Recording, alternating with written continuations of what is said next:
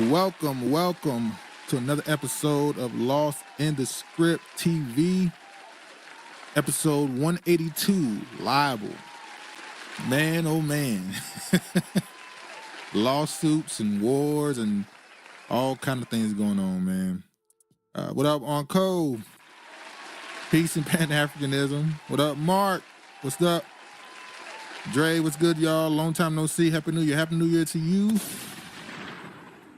Regina, peace and chaos to Sir Duke into the chat on this beautiful but chilly Saturday from Seattle. Yeah. What up, Kiefer? How y'all doing? Hopefully y'all had a stress-free week as possible. Got some stuff to get to. Oh man, this whole lawsuit situation, some ending to some wars, I guess. You know, this whole situation reminds me of that old proverb I brought up a while ago, how the child that doesn't feel the warmth and love from his village will come down and burn the whole village down to get that same warmth, any type of warmth. When you're not from it, you don't respect it, man. Anyway, how y'all doing? Let me make sure everything is together. Make sure y'all can hear me properly. Let me know. All right. All right. We're going to get right into it. Dre said, thank you. And it's been some time since I've been here, but it happened to Travis. Travis still deciding that he's not into it right now. He'll be back at some point whenever he decides. He's been kind of busy the last 2 months or so, but yeah, we'll be back soon. Regina says, Drake is the ultimate bitch-ass, greedy-ass Jew. Get your hands out of my pocket. Oh, Talcum X stealing ass. All right, that's good. That's good, Dre. Good. Glad you're doing good, man. Hopefully you doing great. All right. Uncle, I guess Travis not coming back. Nah, he is, man. As a matter of fact, at some point, I'm going to have to press him on it. But yeah, we'll get to that. Anyway, let's go ahead and get right into this. This right here. He's taking a break to brush up on his See? Dre says, damn, Regina. Yeah, Regina on Drake ass. Man, oh man, this is kind of funny right here to me. Uncle said, I'll take his spot if he don't. Oh man.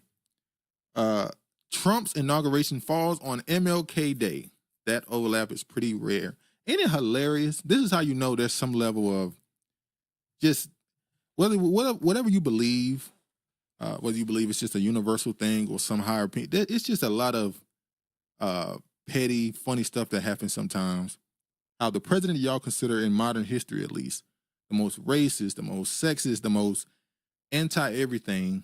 Of course, the day he gets officially brought into office again is on Martin Luther King Day. That's just hilarious to me. But anyway, so obviously this is a rare thing. I found it funny. But the big topic has been with the inauguration is who is attending said inauguration. Remember last time it happened, a couple people got a lot of backlash, particularly everybody remember Chrisette Michelle.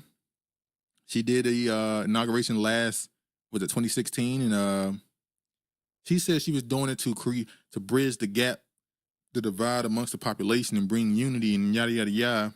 And people kicked her back in for forever. Later on, she went on to go on the Breakfast Club, if I'm not mistaken, for an interview. And she talked about the mental anguish she went through and the backlash she got online. And even said, I think, if I'm not mistaken, she said she had a miscarriage during that time, at least after the performance. And I remember the comments, Travis brought this up before, they was in a comment section like, good. They was like, damn. People were very nasty to her. So now it's funny because this time there's not as many celebrities playing the card of don't you dare go to this inauguration. It's not a lot. There's a few black performers going this time. I think last time also Big Boy did it. He didn't get as much backlash because he let it be known. I'm only doing this for the check. I'm getting paid for this. But anyway, I want to make sure I show this right quick too. Let me show this. Let me move to this. Let me play this video right quick. try to cancel me and say that I'm a racist. Got a mean hook, they can't get me with that jab. Trying to... What, did y'all ever think y'all would see Roseanne Barr rocking braids doing hip-hop songs? Now, keep in mind, this dude, Tom McDonald, who's been grifting the hell out of these right-wingers the last couple of years with his music, if I'm not mistaken, he's Canadian. But anyway. They try to cancel me and say that I'm a racist. Got a mean hook, they can't get me with that jab. Trying to take away my right to go and save this. Well, listen up, because this gun is going bad. You know what this also proves to me? And we'll get into hip-hop later on. Mark said, I wouldn't call this hip-hop. Hear me out for a second. Isn't it? Now, for the last, I'll say 10 years, since Trump became a real candidate for the office, how his politics and his positions on things have created a certain vibe to a base, has brought so much energy to the base that he's built. It's funny how these people have felt like outcasts, the MAGA people. They felt like they were the outsiders. They're being oppressed now. That they're formed now, not the number one, because country is actually very big last year at least. But now you have so many of these so-called right-wingers who decades ago was talking against hip-hop, now to voice their frustrations with the system, they're using hip-hop. It's proof that hip-hop has always been the music of the rebellion, against the oppressive system.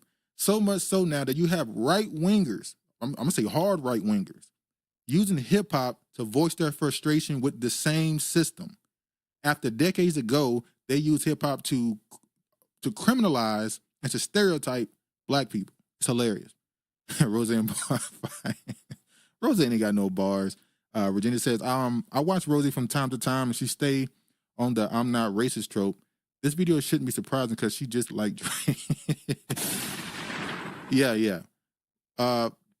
It's funny because that whole I'm not racist thing, when you say certain things in public, I get it. Some people feel like their words can be twisted and stuff, but at this point, if you don't care so much, you wouldn't be constantly making comments to express how you're not something. If you're not that, you just move on, but maybe it's affecting her, I guess. With the facts. Why they trying to turn Becky into Dan? She had to send her shots at the transgenders. Screw Eminem. I'm Roseanne.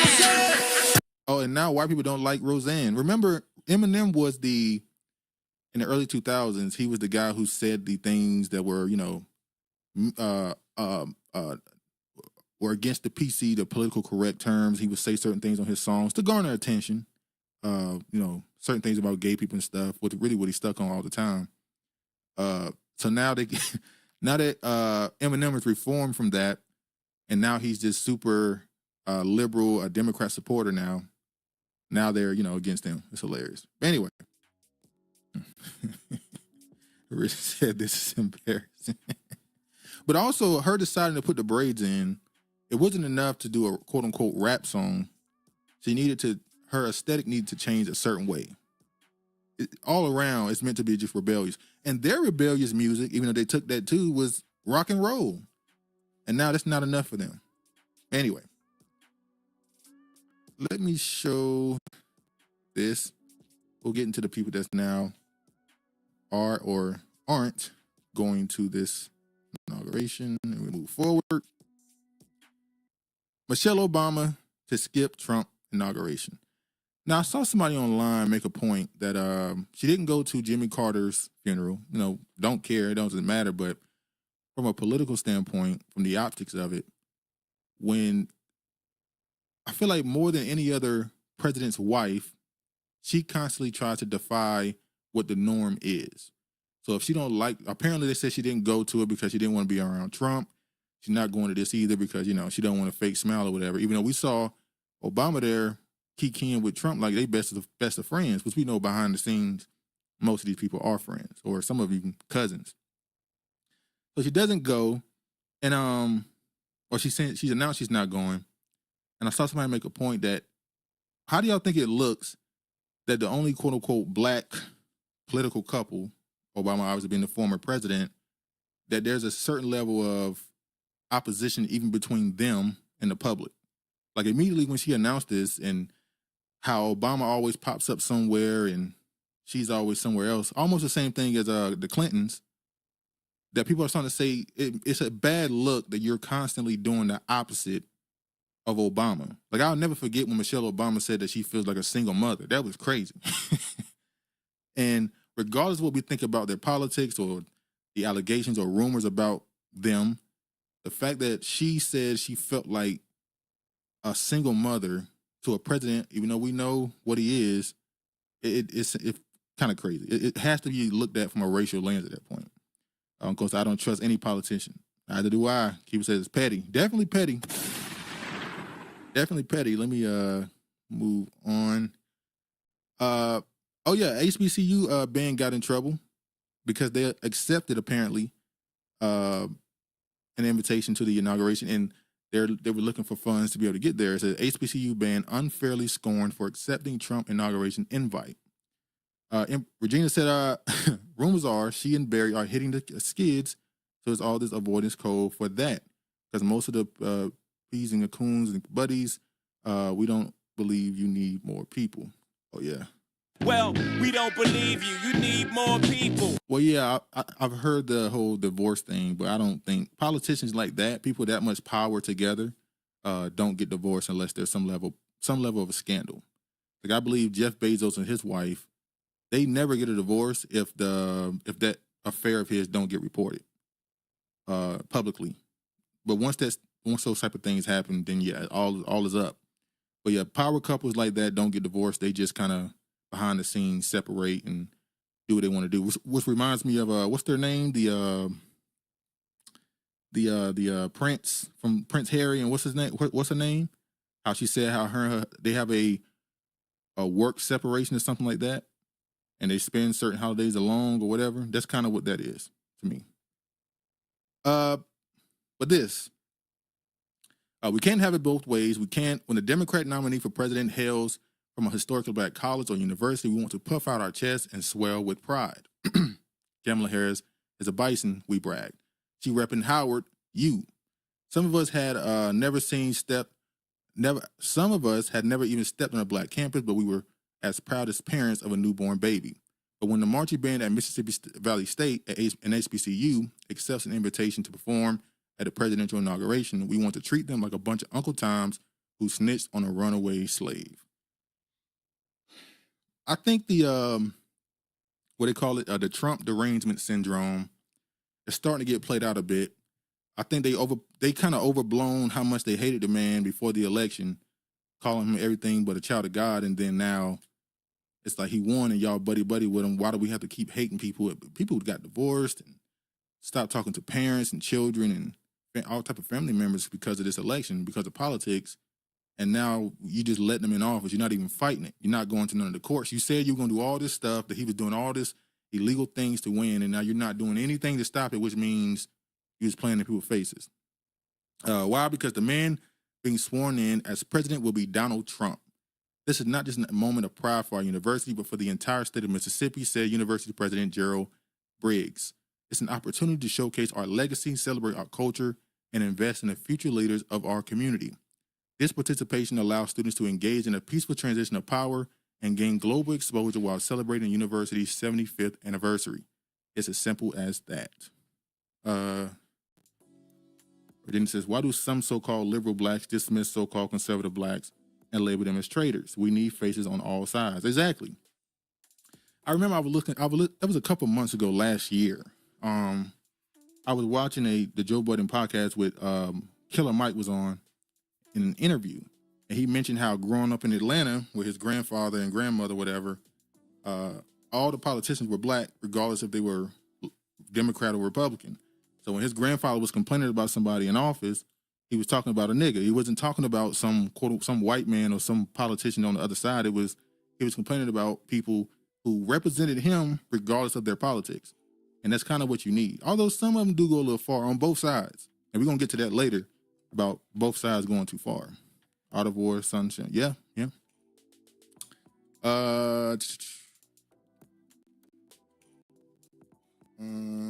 Let's skip that now. All right. Another person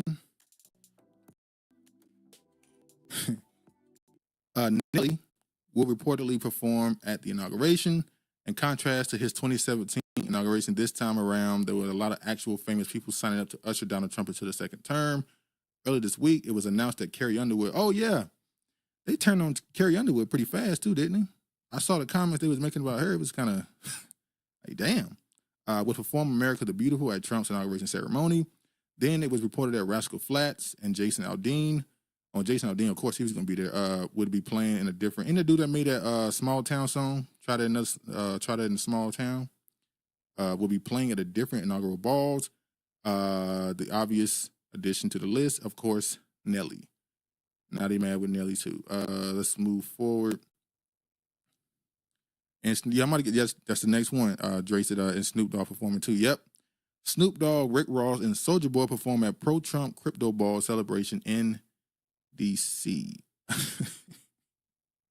Now, keep in mind, Snoop Dogg last time made a video and made comments talking crazy about people who went to Trump's inauguration and supported Trump or whatever. And now he's there. These celebrities, man, you just can't follow these people. They just wishy-washy. Whatever benefits them, they change with the wind. All wearing the ball bill at the party and throwing a welcome incoming administration Donald Trump at the first ever crypto ball. Let me just play a little bit of his performance.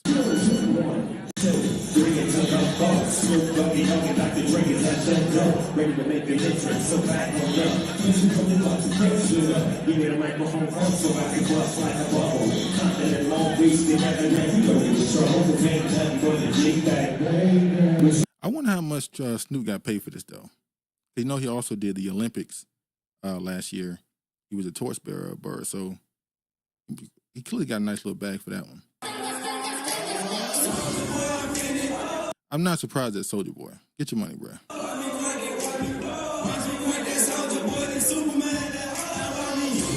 I am surprised at this audience. I don't know the demographics, but if it's a Trump audience, I didn't think that this audience would be so for this type of music. But anyway. Oh yeah, let me show this. Speaking of MLK Day. Now, last year, something similar happened, but nothing came of it. People just took it as somebody trolling online. But this year, somebody tried to do something about it. Let me show y'all this. This MLK Jr Rosa Parks flyer used to promote an Atlanta area event is the most offensive thing we've ever seen. Let me show y'all this flyer.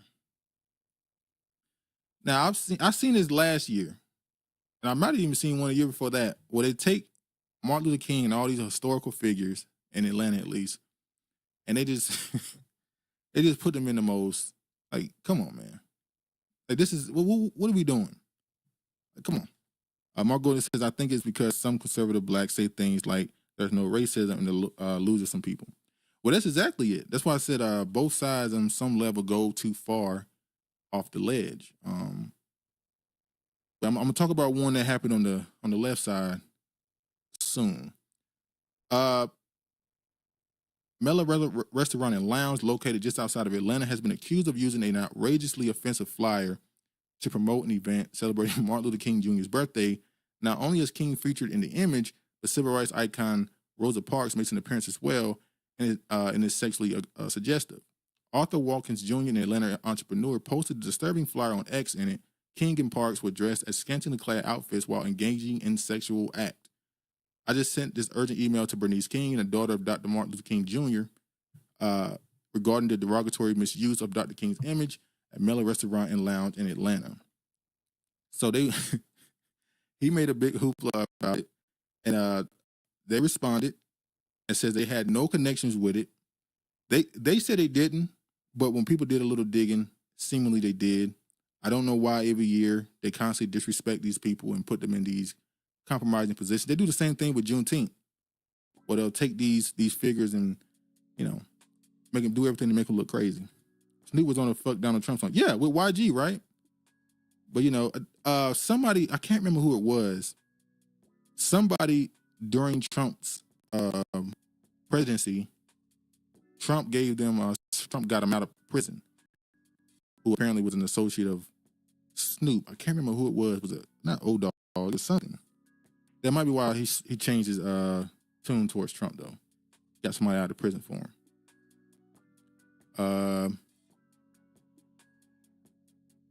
Look at this one too.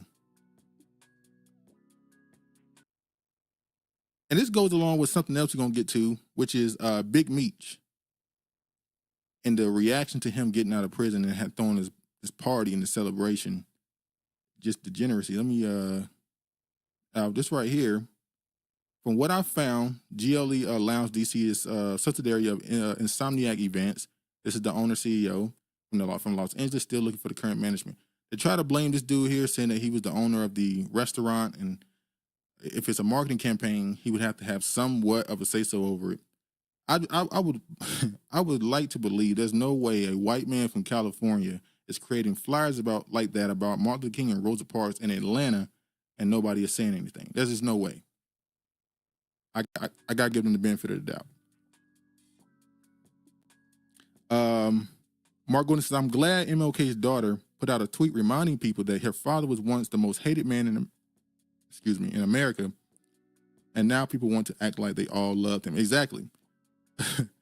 I think Martin Luther King, when they did a favorability rating on him, I think his rating was less than 10%, or at least less than 20 at least.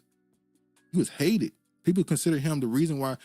You see these old videos back then where they would have these peaceful walks through certain towns in the South, and they would be mad and say, y'all need to stay out of here. The black people here are happy. Y'all are coming here making things, creating unrest.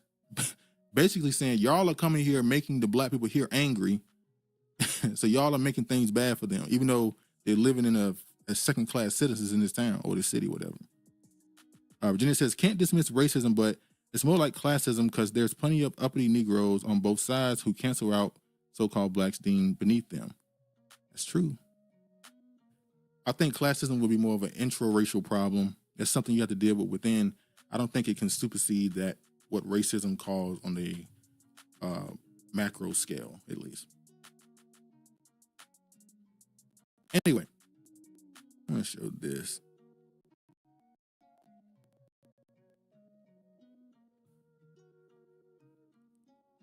Come on. All right. Big Meech will host Welcome Back concert with Lil Baby, Rick Ross, and more. The BMF co-founders' release will be celebrated for one night only with a star-studded concert. Okay, this is a party. I get it. This is just a party that's been thrown. Big Meech, the infamous drug dealer who served however many years in prison. 50 Cent actually has a TV show about it. Him and his brother and the whole BMF come up. When this was announced, somebody, I think it was Van Lathan, he responded to this announcement saying, why are we acting like, this dude is Nelson Mandela? I don't know why you compare to Nelson, but I get his point. Basically, why do we constantly celebrate, and this is an old argument, debate people have been having in our community for decades now, why do we feel the need to celebrate criminality or when a dude gets out of prison? I saw other people comparing it to when somebody graduates college or whatever.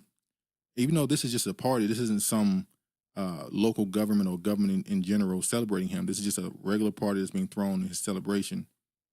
I did notice a lot of people was defending the idea of the hustle. Oh, he was a hustler. He built something. He helped a lot of people. And it's like, well, did you really help anybody if what you're doing destroyed your own people? You see people defending that, saying, well, those people are going to do it anyway. Who cares?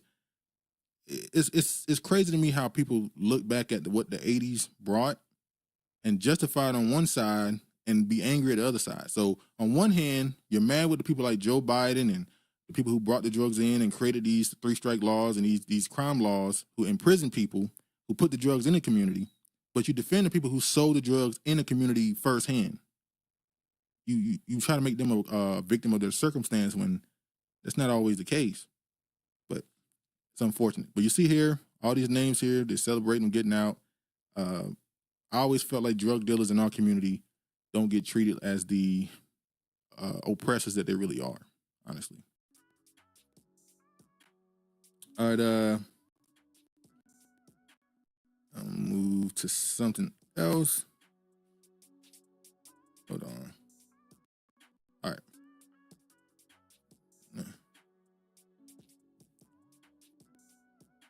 Stephen A. Smith questions his vote for Kamala Harris, believes he was misinformed. I saw folk on the left basically trying to guilt me into voting for you. You know, it bothers me. Stephen A. Smith is one of those people who clearly isn't the person behind the scenes that he is in front of a camera.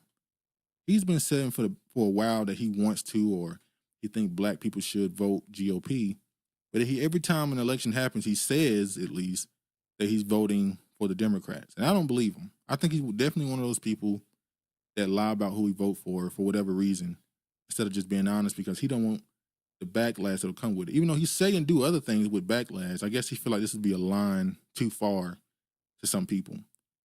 Stephen A. Smith voices frustration with the Vice President Kamala Harris and former Barack Obama during the 2024 election cycle. Smith, 57, sat down with Dave Rubin for the Blaze TV show, Rubin Report, with a new episode premiering on Saturday, yada, yada, yada. The conversation covered the politicization of sports, the right-wing silent majority, and left-wing's hypocrisy, and more. As the conversation came to a close, Rubin and Smith began discussing the 2024 election, with the sports pundit taking the time to voice his frustration with Harris's campaign.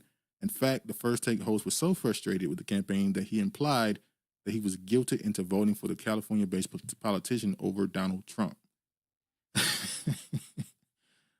Yeah, Virginia says, guilt me into is a true oxymoron statement coming from Stephen A. Exactly.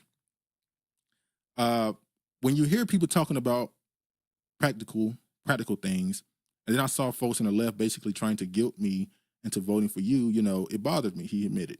I might have ended up voting for Kamala Harris because I didn't like how Trump acts. What I didn't do was call him a racist. I didn't call him a Nazi. Mark Gordon says, Stephen A. Smith, an example of why delineating is important for us Black Americans. I was going to point that out, that his flip-flopping constantly in social media, which goes back to what I just said earlier about you shouldn't be trying to get behind celebrities and let them be your leaders and expecting them to stand on anything. Keeper said, that's pathetic, weak. Agreed. You're a grown man and you feel pressured by the left, for pressured by anybody for that matter, to go against what you believe in your own principles. Sign of a coward, honestly. I knew Trump before he ran for president. We talked on the phone. We talked at basketball games or boxing events. I knew this man, and some of the things that were being said about him, I knew were not true. And I was saying, come on, y'all, you got to do better than that. So when you're trying to convince, quote unquote, your audience, which I assume you believe to be mainly black people, to vote for Trump, and because you didn't think you could swing that vote much, you decided to go along with the crowd and vote for Kamala. You know, I respect the right-wingers who actually vote right-wing. Because most of the time when Stephen A. Smith talk politics, for the most part, he seems conservative in his beliefs, except when it's time to vote. Then he just throw that out the window and just, you know, do what he's told.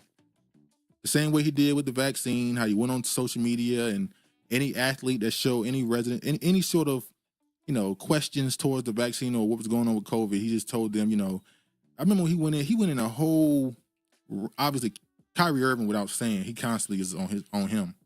But I remember when LeBron took a little time to announce, at least, that he took the vaccine with his family, and Stephen A. was on his head saying, you're not coming out and defending the vaccine as danger to the black community. You know that they don't trust, you know, medical officials and all this other stuff. You taking your time is actually a dangerous thing, and now we see now how, you know, that turns out to be BS. Anyway.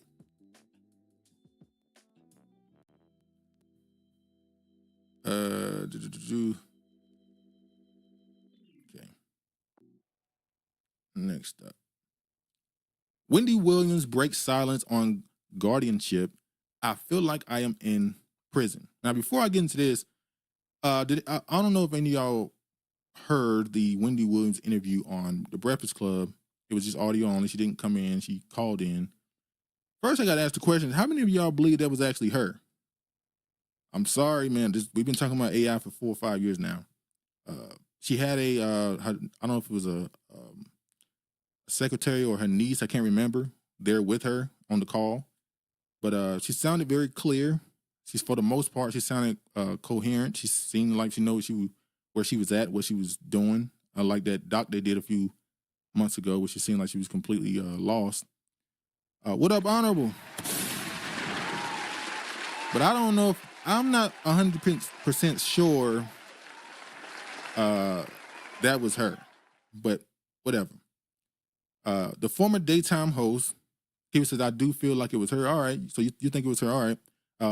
The former daytime host, who was being diagnosed with dementia, said in an interview on the Breakfast Club that she was not cognitively impaired and spoke about her life and care facility. Now, I don't have to read the whole article. Basically, she called it a prison. She said she's in a conservatorship where she has no control over her entire life. They have to let her out of her room. They have to let her.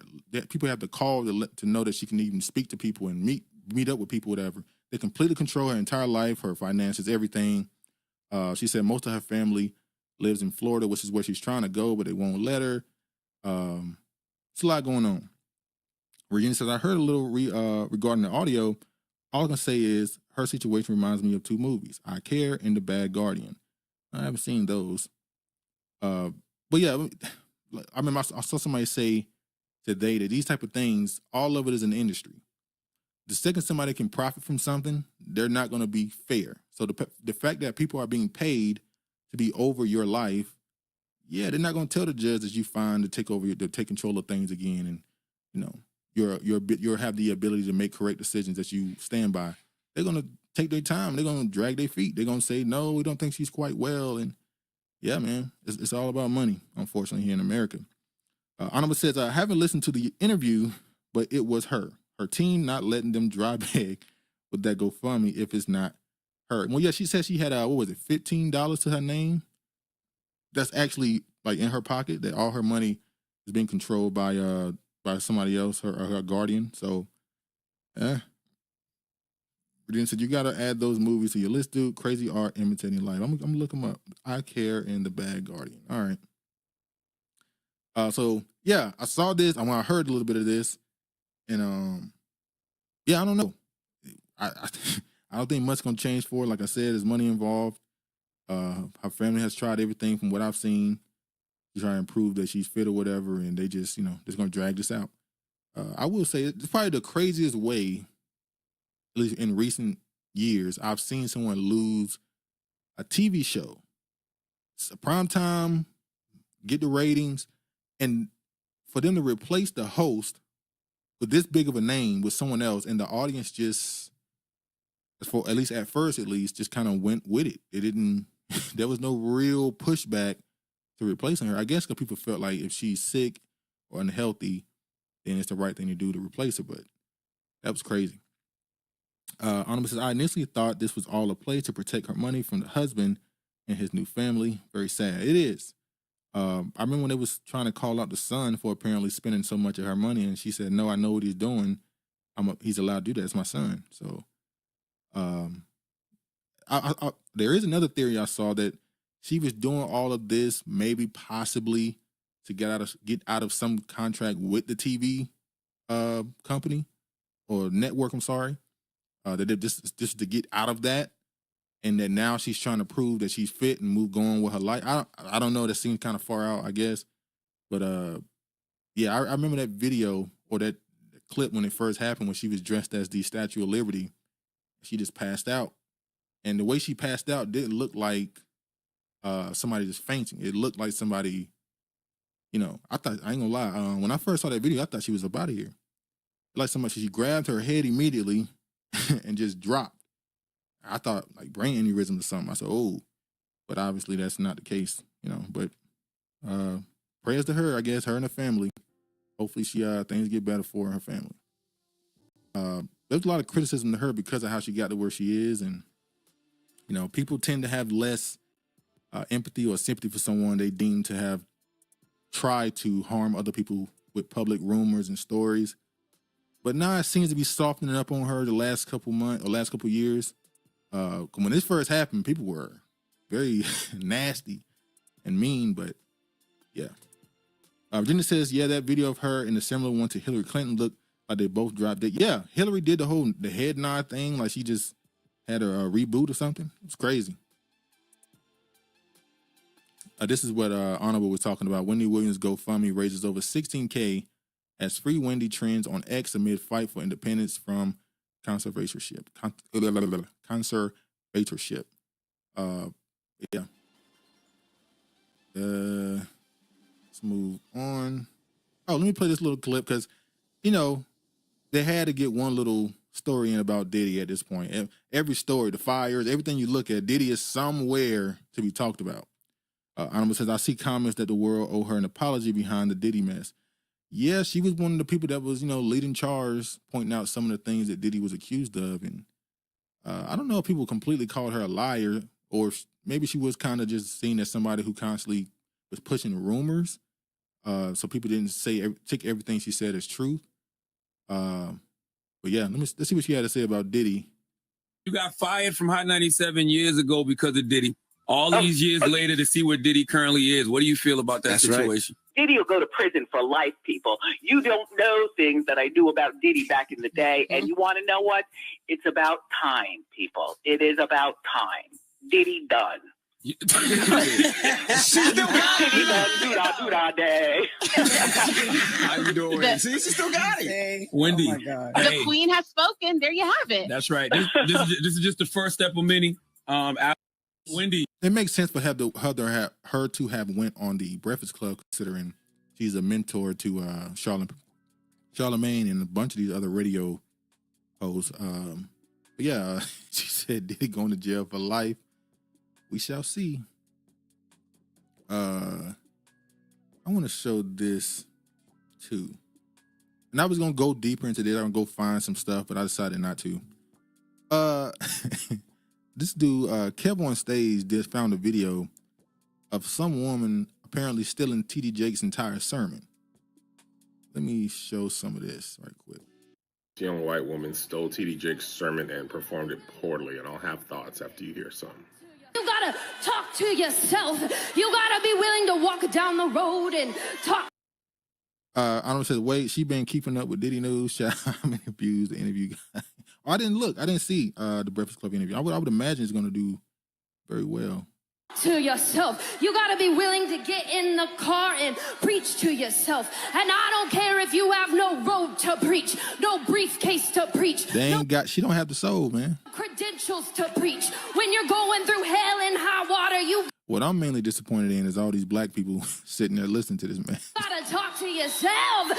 First thought is, I didn't even know this sermon verbatim from T.D. Jakes, but I immediately knew she was copying T.D. Jakes. To preach. When you come through hell and high water, you got to talk to yourself. I just was like, this is just a poor job of doing T.D. Jakes. And I'm not even saying white people can't preach, right? There's some white people that preach and black people allow it. Rod Parsley. We're getting closer to his return.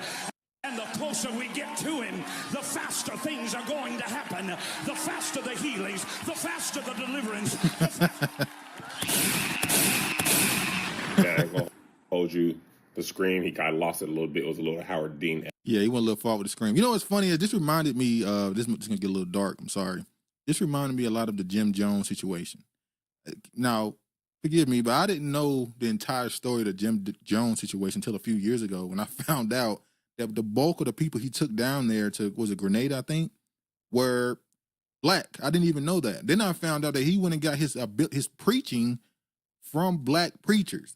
Then I found out that was a normal thing for people around the planet to go to these preachers, these black preachers at least, to learn how to preach this way. It's crazy. So it's funny how Jim Jones went to black people to preach, and it led to the death of hundreds of black people. There's something in there that I'm not going to say. there's a meaning in there, but I'm going to leave it alone. On code, this is comedy, keeping with it. Autumn says, I saw those black faces and clicked off the video. Sickening cosplay on code. Dre says he sounds honorable older black women from California. And on code, I don't trust preachers. Yeah, it's crazy. I'm going to say, well, we are the children of the book. Exactly. The preachers, the praisers, I'm sorry. That's how you call it. The praisers. So you got to go to them to get the praise correct. But, you know, Let me move to another story. I just think it's crazy. Who steals sermons? Like, and I'm pretty sure it might be a normal thing, especially when you got somebody who's a part of some mega church. They might be stealing their sermons from some small YouTuber.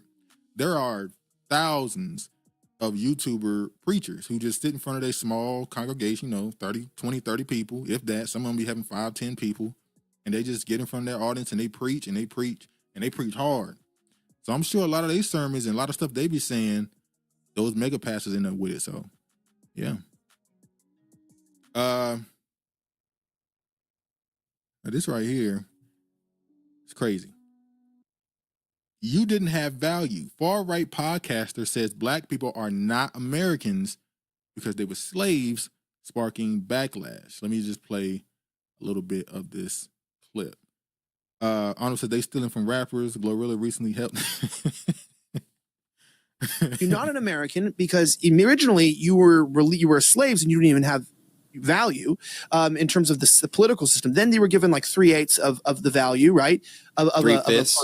3/5. Thank you. In my world, it was 3/8, but I live in a utopia. No, I'm just kidding. But it was like 3/5, and you go down, and it's like then amendments were made, and there was adjustments that gave you citizenship and the right to vote, but it didn't make you an American. It just gave you American citizenship. It gave you legal right, and that's why it doesn't take a genius to notice that black people and white people in America look, act, behave fundamentally different, both individually and collectively. Now, that's not to say that black people aren't valuable in the eyes of God. It's not to say that white people are better than black people, even if. You know what I'm thankful for? I'll go say all of them. Yeah. You know what I'm thankful for? The internet has shown us that these people be dumb as hell. One of the greatest things the internet has done, I'm talking about for the perception of what's considered to be intelligence on social media with the demographics, the racial demographics. They say the dumbest shit, and I'm so glad they built these platforms. Now I know somebody like him, these right wingers like this are for the most part just grifters. They're just trolls.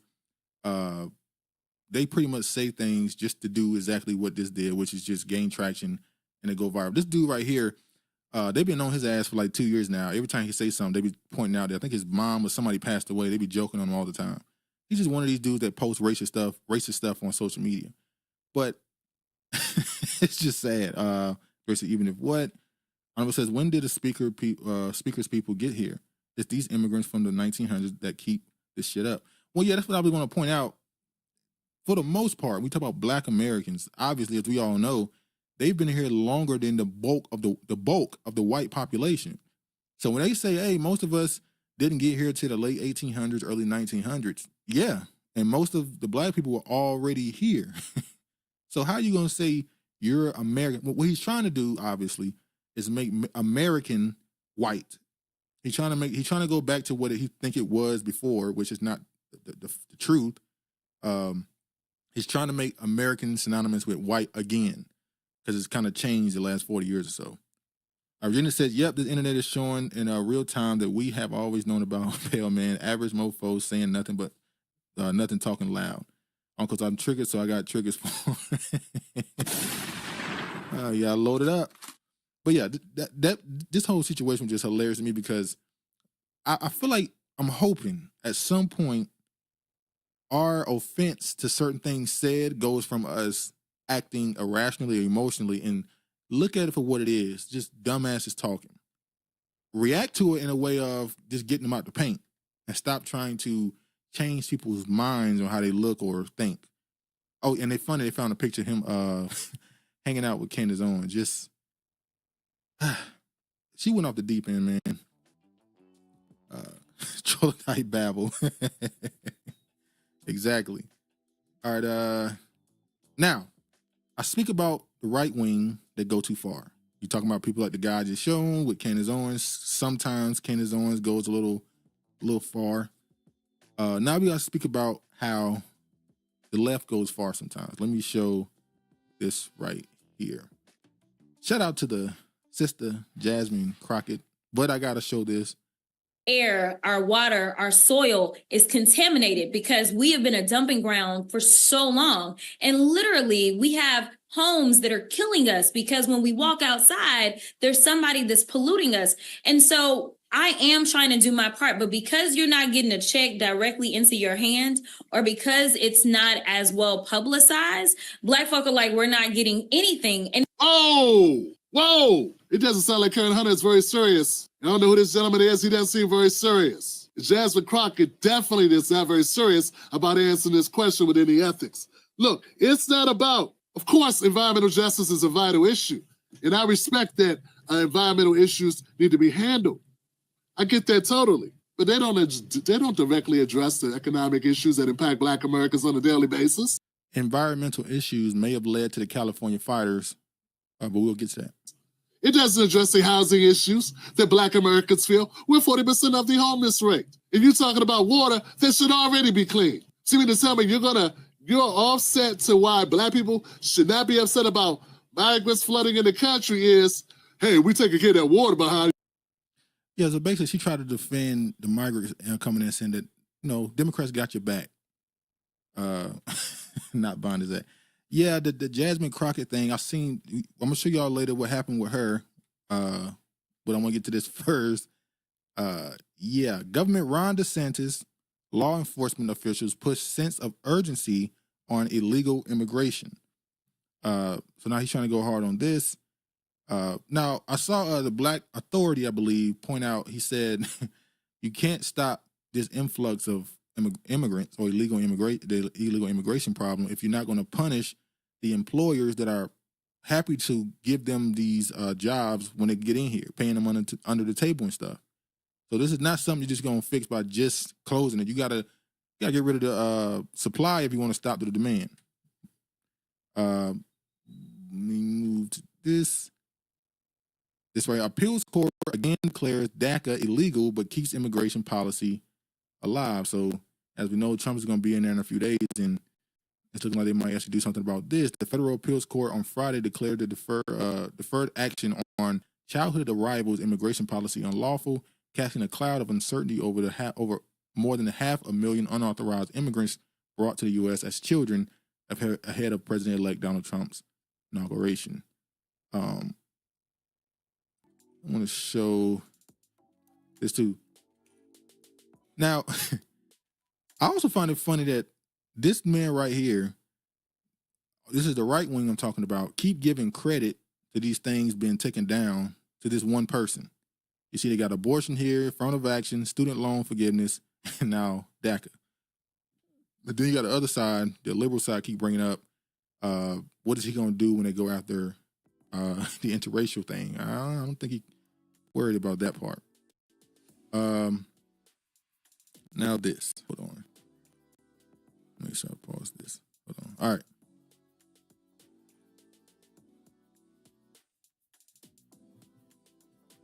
If you want to take it outside, Representative Nancy Meech challenges Representative Jasmine Crockett to House hearing. Let me just play the video here. Let me tell you something. Y'all need to find some people that actually care about their constituents. And honestly, whenever y'all are ready to work, we on this side of the aisle have always been ready to do what is right by the American people. Instead, what you can continue to do is go after the most vulnerable in our country. The fact that you just sat up there and somehow figured out how to tie trans folk to your argument makes no sense to me. But let me tell you something. Trans people ain't going nowhere. Just like when the racists wanted to make sure that black people somehow were going to be dismissed in this country, we ain't left either. And I'll yield. Would you yield back? Now this is what I don't like. This is where she went off. Why are you comparing blackness to transgender? Like, stop. Honorable says she freezes up every time those white women go straight for her neck. That's very suspicious. That's not around the way girl behavior. Well, she went at the other woman, Marjorie Taylor Greene. She said she's the bad built body woman. She went at her. But yeah, this was surprising. I'm gonna show the video next of what the white woman said. Uncle said she's a cutie. Oh, she definitely is. And you should see her when she stand up too. Keeper says super professional. Yeah, it's funny because what's about to happen with her and Nancy, the Nancy Mace woman, the one that Michael Eric Dyson was flirting with, is they after the interaction they had, people were only calling Jasmine Crockett the ghetto one. But let me play it right here. We have the right to know that we're not going to have trans people filming us in the bathroom. How many of these trannies are taking selfies? These men are taking selfies in women's spaces, in the bathroom. It's gross. It's disgusting. So if we're going to talk. Dre said, what do you say, Margaret Taylor Green? No, what's her name? Marjorie, I think it is. Taylor Green. I might be saying her first name wrong now. Real niggas called Trailer Park versus Pride. I was just about to say that. This was the ghetto girl versus the redneck. Talk about civil rights. Let's talk about the rights of women in this country and how you are stripping them away every single day. And you're doing it in your legislation, you're doing it in your messaging, you're doing it on X. You're making women feel unsafe in this country. And you're making the opportunity for women and girls to be raped, to be sexually abused in this country, even greater than they've ever been. So don't come over here with your attitude. You see her doing the little neck thing now? And talk to me about rights when you're trying to take my rights as a woman, a rape survivor, away. Thank you, Mr. Chairman. I yield back. Gentlelady yields back. Any member seek recognition? Ms. Stansberry. Thank you, Mr. Chairman. I appreciate the gentlelady across the aisle demonstrating why we need civil rights. We need civil rights to protect all people, especially trans Americans who are under attack right now. I would like to yield the rest of my time to the gentlelady who is carrying the amendment. I don't even know how we got there because I tried to make it clear how many civil rights, it doesn't just boil down to one conversation, but I can see that somebody's campaign coffers really are struggling right now. So she gonna keep saying trans, so that people will feel threatened. And child, listen, I want y'all to tell me whether or Do not call me a child. I am no child. I want Don't to even find start. out I am a grown which woman. of those I am 47 years emails old. I have broken actually more have. glass ceilings than you Chairman, ever I am will. reclaiming my time. You will not do that. I Order. am not a child. I am reclaiming my time. If you want to take it outside, Mr. Chairman, the committee is not in order. Order. Point of order. Point of order. Order. Ghetto as fuck. I agree. How the hell you getting challenged to a fight, Lord? Come on, bro. Come on. You know what this also remind me of? I think maybe 2 years ago, we did a video of a protest going on in Washington. It was an abortion protest, and of course, in this protest, in this video, they interviewed two people, a black woman and a white woman, about this abortion. One was pro, and one was anti. One was pro-life, one was pro-choice. And of course, the pro-choice one was black, and the pro-life one was white. And this white woman is saying all these reasons why she wants these children to be born in life, and yada, yada, yada. And the black woman said, oh, we want the woman to have her choice, and yada, yada, yada. And now you got this situations where the face of protecting trans, quote unquote, rights is black women, and the face of going against is now white women. We talk about the sports and all this other stuff. So once again, they always make black people, regardless of the gender, the face of some agenda they have to push forward. He says it's absolutely ridiculous that this is being discussed in Congress right now. Men in women's bathrooms, waste of time and dumb. Exactly. Like this shouldn't even exist. But once again, when people have to push forth agendas, they go to the smallest thing, which is whatever is the topic they can push to be the virtue signal. They push that. So now, if you're against quote unquote men running against women in track or swimming or going in bathrooms or all this other BS, you're now a bigot to this. So now it becomes a bigger topic, and now it's civil rights. Now we're talking about civil rights and all this other stuff to try and make it a bigger cause, when that's really a smallest thing that they're trying to push through. Mr. Mintz says, funny watching when men turn trans and complete against women. I've seen a lot of those spoof videos where dudes will just say they're a woman out of just being, just doing it, and go and compete against the women, dominate, and then say, I'm a man now, and now a man has all the records in women's sports. It's crazy. All right. Let me move on. Now we just went to that one. We gotta show that one again. I'm gonna show this too.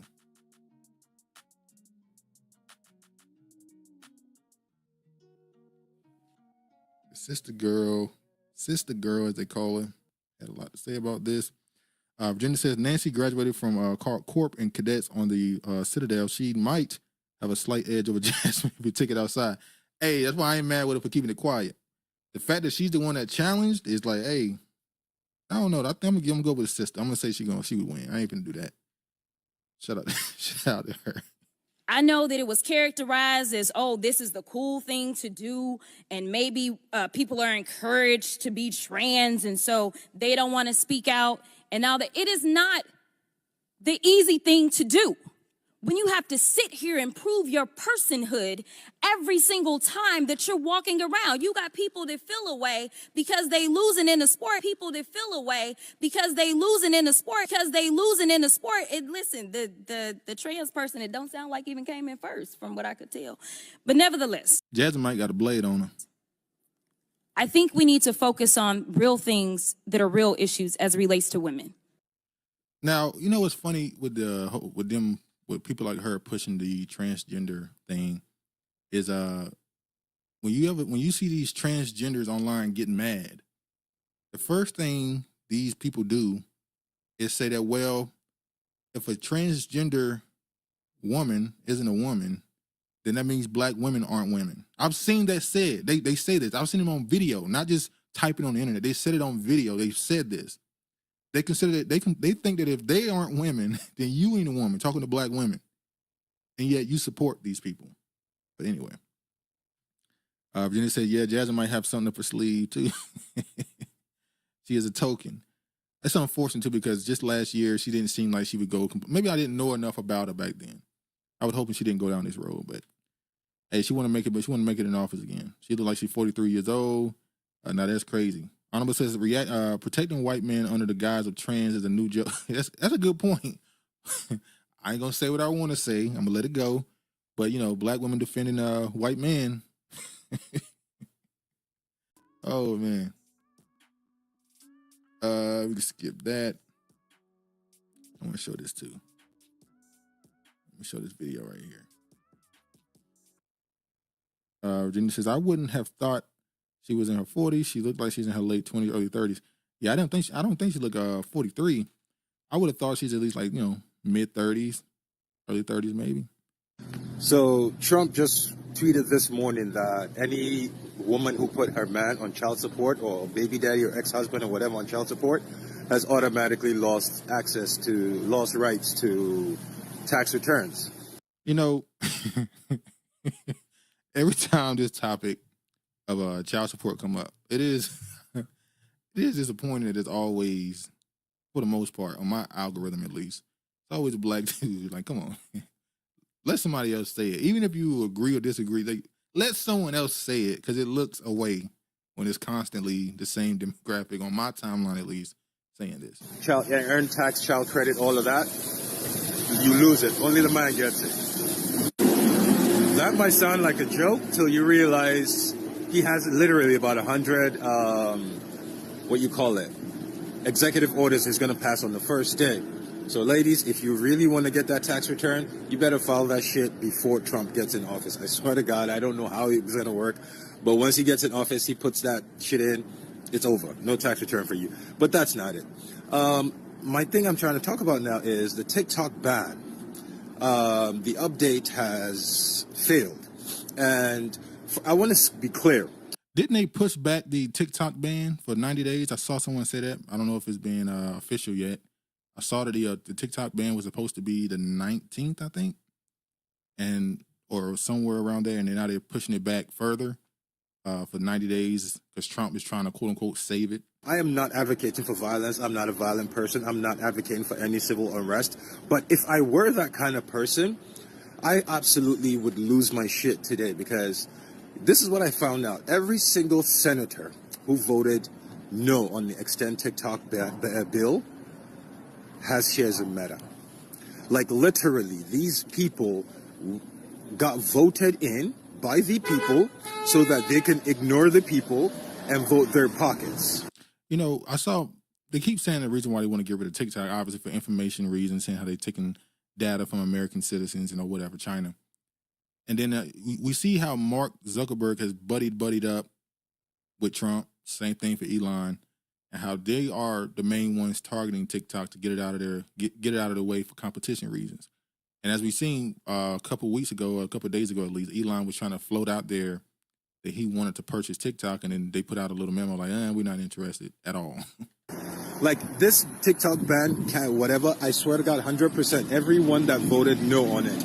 If you notice, Meta stocks have gone down right now, and basically, yeah, they fucked us because their pockets are hurting. And there's a bunch of shit.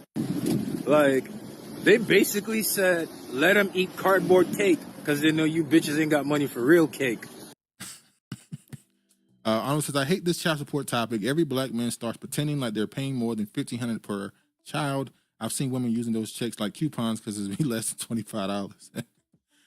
Well, I would say that the person getting $25 in child support, that's pretty much, there's probably no point in putting that person on child support. But it's a whole situation because there's different ways to look at it. There are people who are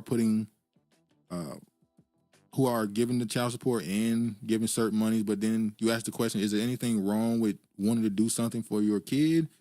Then you got people that get mad that the money isn't being used for the kid, but the mom is using it to do whatever, and it's just like, hey, man, once you get the money, it's not your money no more. Virginia says, I've heard twice now that TikTok ban is related to anti-Semitism and not much else. Well, yeah, they were trying to push the idea that the reason why they want to get rid of TikTok is because on TikTok, there's a lot of pro-Palestinian accounts. Matter of fact, the most popular accounts when it comes to that whole Israel-Palestine debate, the Palestinian accounts are way more popular. And the reason why they want to get rid of the platform is because people are making these videos from around the world, able to give quote-unquote information about the topic, and it's causing Israel to lose the PR war, which it did. It lost the PR war last year. So they said that's the main reason they're getting rid of it because of Israel, pretty much. But then now everybody going to the other one called Red Note, and then there's another one. I saw some black people ran over there, and immediately they saw how racist the Asians are to them. So Virginia said, I believe that they behind it too. Mystery Man says Drake should sue TikTok. Oh, TikTok was on his.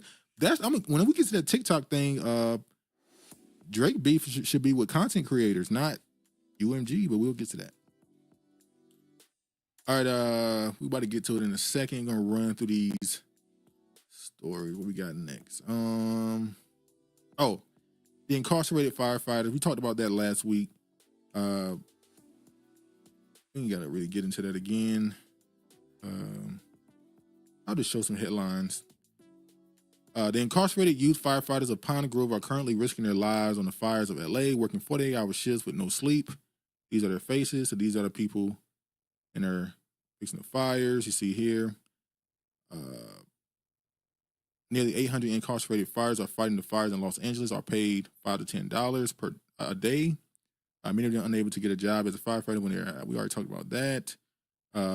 California voters reject a ballot measure to prohibit forced prison labor, and a major disappointment to advocates of criminal justice reform and many of the 90,000 people incarcerated in state prisons. Yeah, we talked about that too. California voted to keep prison labor, the so-called liberal state. Drake says, oh, really? I heard everyone was learning Mandarin on Red. Oh, yeah, it's in Mandarin. But yeah, I've seen a whole bunch of people post on there from the small people, the small interactions I've seen has been pretty racist. Although some people say they're in there being welcoming and yada, yada, yada, but I don't know. Oh, and by the way, I want to clear something. I said last week that the Tulsa massacre survivors were gone except one. Actually, two are still here. Only one passed away. Not two. Only one person of the final three passed away. The man and one of the women still are here. And last week I didn't go into the documents of that case. And I'm not gonna go into it now, but I want to read just a little bit right here. that I got from someone what happened in their investigation of what happened. Now look at this. White residents who had not gathered at the courthouse but who had been been in the evening engaged in other activities were surprised and terrified by the sudden violence. One of the residents who participated in the massacre, a Native American man named Andre Wilkes, who identified as a white Klansman, said he spent the night running amok like all the other Tulsans who were dashing down toward the fiscal depot, wildly shooting pistols, shotguns, and rifles at any moving object. Although there were both white and black shooting victims, black casualties soon outnumbered white ones. The black men who were marched to the courthouse raced back to their neighborhood, pursued by mobs of white men, outnumbered more than 20 to 1. Good Lord. I said, didn't academics get the most views but wasn't mentioned in the lawsuit? Crazy. No, he didn't get the most views. Unless you count the fact that he was live every day, then yeah, he probably gained the most during the beef. So yeah. So a Native American man was there during the massacre, and he called himself a white Klanman. Now this made me think about, remember, didn't Oklahoma, didn't half of Oklahoma just get awarded to Native Americans like 2 years ago? So if there were Native Americans there during that situation, that means the lawsuit should include them as well, even though he identified as a white Klansman. Yet another survivor reported seeing looting, including by white women with shopping bags who would come in, open drawers, take every kind of finery from clothing to silverware and jewelry. Looters! Oh, look who was looting. Look who was in these people's houses and in their businesses looting.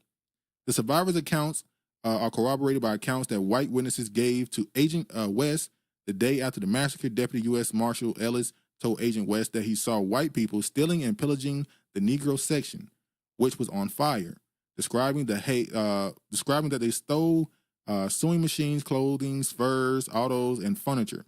Another white witness told Agent West, this is how you know that the whole situation was about wealth and jealousy. They was jealous of these people across the town who was living it up, doing things and building on their own. It was all about jealousy and envy. West that he saw hundreds of whites, including white women and white girls, undisturbed by police, carrying trucks, clothing, furs, and other items out of Negro houses before they were burned. So they made sure to steal before they destroyed your house. Wicked, wicked, wicked people. Oh, sorry. I was not surprised. Every ethnic group has fought for white status in America. Yeah.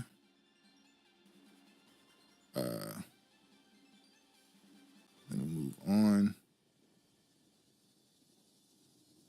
I want to ask y'all a question. Do y'all believe that Black Americans are privileged as compared to the rest of the world? Let me show this little clip here. Cartel say this, and he said, basically, like, just to paraphrase that, Black Americans, they're the privileged Black people. The way he phrased it was Black Americans are the most privileged Black people on the planet. It's funny because when you tell Black Americans this, they're going to look at you like, what are you talking about? But I think overall, when you look at where everybody else is in the world, we're looking at the people in the States saying, yo, y'all have so much opportunity. It's just whether you're going to embrace it or not. You know what I mean? What about the flip side of that argument, though? Just to be the contrarian, American come back to him and say, what about all that trauma and all that baggage that comes with our ancestors' journey to America? I think Americans think they know what corruption is, but they never really truly experienced what corruption is. You know, I understand he's trying to make the point that because their leaders in their country are bought and paid off by foreign countries and they don't do things that benefit the local population, that they know true corruption. What do you think it means when you live in a country and you're treated as second-class citizens and they consistently do things to undermine one segment of the population? And when you point it out, you gaslit and told that it's not true, it's not on the books, there's laws against those things being done to you, but they're still being done to you. When they can set off bombs in your neighborhood, burn down entire cities, and you're told you're equal at the same time. Like, come on, man.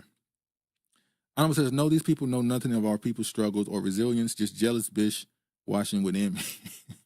It's just crazy how they just ignore the history, but they're not here, so it is what it is. Virginia says, they're trying to compare third world problems to American problems. There is no comparison in my humble opinion. Well, they're comparing the idea of scarcity versus dealing with stuff in America when you're in the belly of the beast. It's just a different situation. I'm not saying one is easier or better than the other. It's just different. Anyway. All right. Next topic. Oh, man. What had happened to hip hop? Drake's lawsuit with UMG. Explain. Here's what you need to know. Virginia says, just different and not to be compared, just to understand without prejudice. Exactly. But, you know, they feel the need to compare for whatever reason. So Drake decided a few days ago, he pulled back the petition, and people thought, oh, he's falling away. He decided against it. He decided not to do it. And then the very next day, he put forth a full lawsuit, federal lawsuit against UMG, accusing them of defamation using the Kendrick Lamar Not Like Us song. Even though he didn't, Meet the Grams is right there. Anyway, we're going to get to that. Drake has filed a lawsuit in federal court against Universal Music Group, accusing the company of defamation, harassment, and deceptive business practices regarding the success of Not Like Us. I want to give a shout out to Honorable. Because we listened to that song live on this show. And when I first heard it, I liked the song, obviously. And I immediately said, because he used certain words, that this song would not last more than 2 months. It's a beef song. It's a beef record. Like, these songs don't typically last, a whole summer. And Honorable was in the comments and she said, this song will be here till next year. And we here next year and it's still here. So shout out to her. She was right. Virginia says, Drake is dead and he knows it, just trying to collect his final coins. They not like us, Kendrick Lamar. Well, there's a lot of ways to look at this. First, I'm going to speak about it, not in support, but just another way to look at this. Obviously, with Drake suing UMG over a rap beef record, something that is historically a part of hip hop and black culture, which is, back in the day, I'm going to show a video later of Rudy Moore, where back in the day, you're talking about the 60s, 70s, or whatever, you would speak a certain way about yourself. You would big yourself up in this rapping manner. And over time, it became about your DJ. You would, boast up your DJ. And then it turned into demeaning the person you're going against. It became, kind of sinister. That was probably the 90s, probably where the turn happened. Now, in UMG's response, they pretty much said, hey, you want us to silence another artist's creativity. We didn't say anything. We simply published a song that another artist made. So I asked the question, if this goes through and he wins, that's the end of beef records. You're probably not going to do any more slandering on any record ever again at that point, because you can be sued and the label is not going to take the hit for that. But I wouldn't be completely against it if it stopped these dudes from getting on records dissing dead people. There's been stories every month almost where somebody is killed because they have some song dissing some dead op, quote unquote. We saw the one in New Jersey, or was it Philly? I think it was Philly. The guy he went to somebody's grave and dug it up and was talking crazy on a song, and then he ended up getting killed. We know it's very a known thing in Chicago. Then you got to go down to Florida with the Fulio dude. So I would like for that side to stop, but I don't want the label to be able to dictate what should be censored in songs. I wouldn't be comfortable with that. Honorable says, K-Dot for the win, bring it back the true meaning of hip hop. Honorable says, how many people win defamation cases? The black man's son is trying to force rules into rap battle. Well, that old saying, like I said, he didn't get the warmth or the adoration that he wanted from the culture, and he's willing to burn it all the way down. He don't care. He don't care about being a part of the culture anymore, being accepted. He wants the numbers and he wants the money. Facts, Drake is a meme. So let's get into some of this. And by the way, recently, amid Drake's legal war, Kendrick Lamar's Not Like Us hits 1 billion streams on Spotify. The summer single, one of the several to come from the feud with fellow rapper Drake, was one of the biggest songs of 2024, hitting the top of Billboard Hot 100. So, celebration for him. And it's clear with the success he's had with that song, the true thing that Drake is trying to stop, to me, is he's trying to stop that song from being performed at the Super Bowl. It's kind of obvious. He even mentions the Super Bowl in the lawsuit. I'm going to show it in a bit. Let me just go. Now, obviously, Universal responds. Let me read what Universal had to say. Universal responded, "Not only are these claims untrue, but the notion that we would seek to harm the reputation of any artist, let alone Drake, is illogical.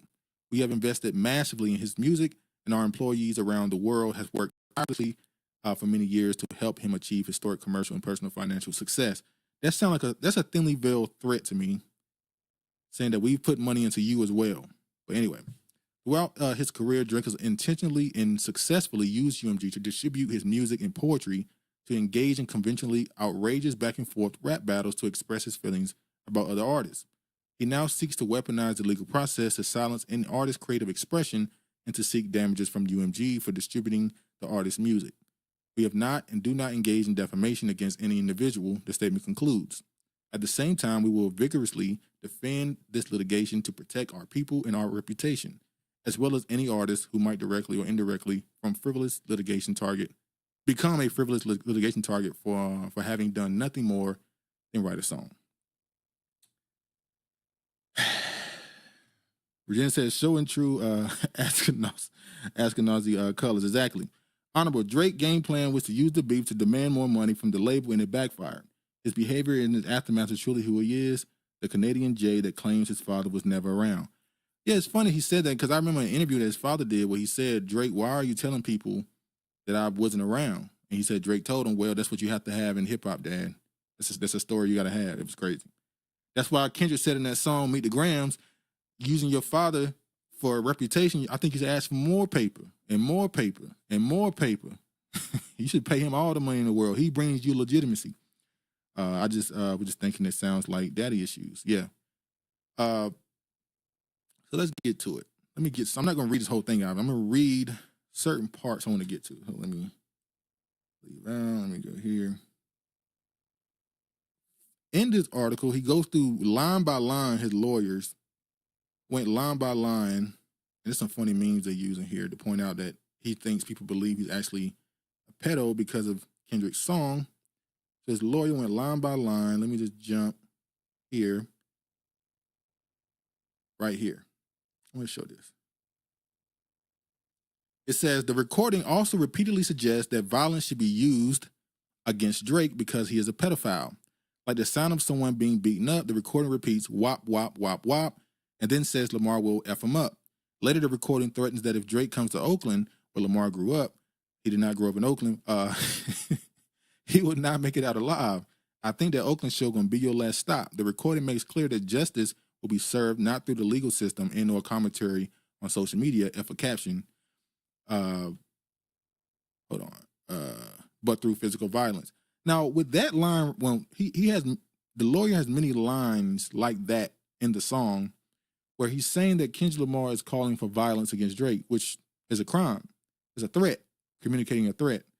So I'm pretty sure y'all have already seen Drake, I think it was last year, a couple years ago, during the Young Thug trial, he signed a petition to stop rap lyrics from being used in court. But his lawyer is using rap lyrics in court not to just prove defamation against Drake, but to prove that Kendrick was calling for a crime to be committed against him. So this case can't just stay at UMG. The stuff he's accusing Kendrick of doing in the songs it's got to at some point spill over to him. And I think I've seen some people say, to me, this is a setup really for him to at some point sue Kendrick Lamar. We don't want to go down right here. Further, the recording refrained that Drake is not like us. The recording alludes to Drake's Jewish heritage, saying that Drake is now not a colleague, but an effing colonizer. they're trying to say the reason, and further in the lawsuit, they go on to say that that's anti-Semitic. They're accusing Kendrick Lamar of anti-Semitism for pointing out Drake's calling him a colonizer. Because a whole bunch of comments on the internet obviously began to point out Drake's heritage, saying that his Jew boss or whatever, his brethren, was going to protect him. Now I want to show one more thing. He said, within days after the UMG initial publication of recording an image which depicted the location of Drake's residence in Toronto, Drake's house is in magazines and all type of social media posts. He's never hid where he lived or his address. He had a whole song where he said where he lived and gave the directions to his home. Accused him of being a criminal pedophile and called for violence against him. Multiple strangers, including at least one armed with a deadly weapon, targeted Drake. I got to go down a little more. Sorry, the wrong place. Hold on. I want to show. I found this little part right here interesting. Right here. Mr. Vital explains the mob mentality of why people can believe the allegations despite the fact that Drake is never accused of inappropriate behavior with a minor or something similar like grooming by an underage or formerly underage person he interacted with or their families and their acquaintances, and just about every alleged victim of such has come out to defense of Drake. According to Mike Rothschild, an author in Rothschild, you got the Rothschilds coming out to defend you. An expert on conspiracy theories, accusations of pedophilia are particularly ripe for conspiracy. He described the allegations of child sexual abuse cause people to immediately just lose their mind. Hold on. Okay, here you go. Here's what I want to show. UMG's publications have caused Drake reputational, financial, physical, and emotional harm, and all these harms were reasonably foreseeable. The Economist and YouGov poll Americans about the views of Drake in August 2023 and May 2024, shortly after the release of the recording and image. Listen to this. Drake's favorability rating dropped by 11%, while his unfavorability rating rose 13%. As of May 2024, Drake was now less popular in the United States than Joe Biden and Donald Trump. I was surprised that they used things they used for politicians for Drake. I don't think this had anything to do with him. Clearly somebody else just did this and he just took this data to put into the lawsuit. But that was just funny to me. Drake's lawyer is playing in our face. He knows a lot of the stuff that happened with him in Canada was for the beef of the weekend. Yeah, the XO people, he know. And I could just jump to this right here. On August 1st, 2024, Drake sent UMG another letter, again emphasizing the harm to Drake as well as his business that UMG was causing by continuing to promote the defamatory material. The letter demanded UMG issue a retraction and accept its responsibility in promoting and marketing the defamatory material. UMG's actions did not change after receiving 2 notices from Drake about the falsity of the allegations and description of the several harm he suffered as a result. UMG took no steps to address the matter. To the contrary, UMG continued to promote and license the defamatory material, including through numerous social media posts boasting of the recording's success, negotiating and paying for the recording to be nominated at the 2025 Grammys and played at the Super Bowl, which is what he don't want to happen. So this whole thing obviously is crazy. The fact that you have a person who considered themselves hip-hop suing over a song is what it is. He's saying he's been defamed because of the song. I've heard, has he heard Benny Siegel versus Jadakiss? That beef and what they said on those songs? I've heard some of the craziest stuff on songs that if this is what got you offended and just hurt, I don't know what to tell you, man. Let me show. I want to show this right quick. Let me show this. Shout out to Real Black. I'm just sitting here. Let me show this right quick. Live, percolating with the man, the myth, the legend, my uncle, Rudy Ray Moore, also my nephew, Nate Dogg, and we doing this DPG, Rudy Ray Moore thing, giving a special shout out, a tribute to the greatest of all time. Like I said, without him, there wouldn't be no rap community. He was through with it before we knew what to do with it. And we're going to continue to push this real and keep it going on and take it to the next level and letting the younger generation know what he means to this industry and what he means to this community that we call rap, and how we should cherish every moment that we spend with the great Rudy Ray Moore. So this is the person that Eddie Murphy played in that Netflix movie Dolomite. He was a comedian. This is why, if you pay attention historically in hip hop, you've always had somewhat of a comedic aspect next to the hip hop artist. If you go back to all the music videos and all the other stuff, there was always somebody next to the rapper who was supposed to be the comedian of the group. If you remember T.I., you had Lil Duval. If you remember Busta Rhymes had somebody. Most of these artists had someone that mimicked a comedian next to them. I want to show something from what he had to say, though. Him went up in a jug and beat the hell out of him with a club. I took today and brought back yesterday. Took the 4th of July and put it in June and made leap year jump over the moon. That's what it really is about. Boasting about yourself and how great you were. That's one of the foundations of rapping. The boisterous, just, charismatic, swaggy, talking good about yourself. It had a little bit of the pimp element to it, I'll be honest. Anonymous says, dude about to drop the lawsuit right before the Super Bowl. Now I believe this is just to prevent the song from being a part of the show. Initially, I didn't believe it. I've said that from the beginning. That's why I believe Kendrick dropped that other song, TV Off. I think he's going to play it, but he's probably not going to play the whole song. He's going to do what Usher did, play like 5-10 seconds of the song, maybe the opening part of the song, and then transition to another song. But yeah, he clearly don't want that song played. And from his perspective, I get it. I don't want the song, because it's not even about just what he's saying. He's saying that in front of a big audience, and it's probably going to go right back up to the number one on the charts right after the Super Bowl. Then he's going to go on tour, and he's going to be performing that song on tour throughout the country, and then he's going to perform it in Toronto. Like, it's going to be another year of, as Kendrick said, headshots for the year. Better walk around like Daft Punk. But anyway, let me play this right quick. Crash out, guys. But, from And by the way, can we stop using the word crash out this way? Crash out meant when somebody was just in it, just doing something that's going to completely end their life, whether that means death or prison. Crashing out didn't mean when you were having a public, fall meltdown or something. Anonymous says it went up after the lawsuit dropped. Yeah. It's giving crash out, guys. But, from a legal perspective, it's an interesting move on Drake's part. Notably, he's not suing Kendrick Lamar, right? Yet. He's not suing him yet.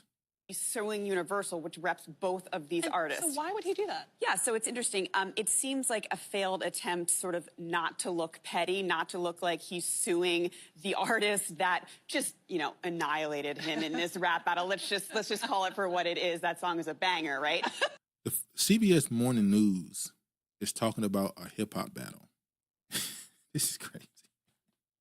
Then it says the spiritual implications of They Not Like Us when all this time you've been an ish in the community's response to the song, powerful and liberating. Can't have that. Yeah.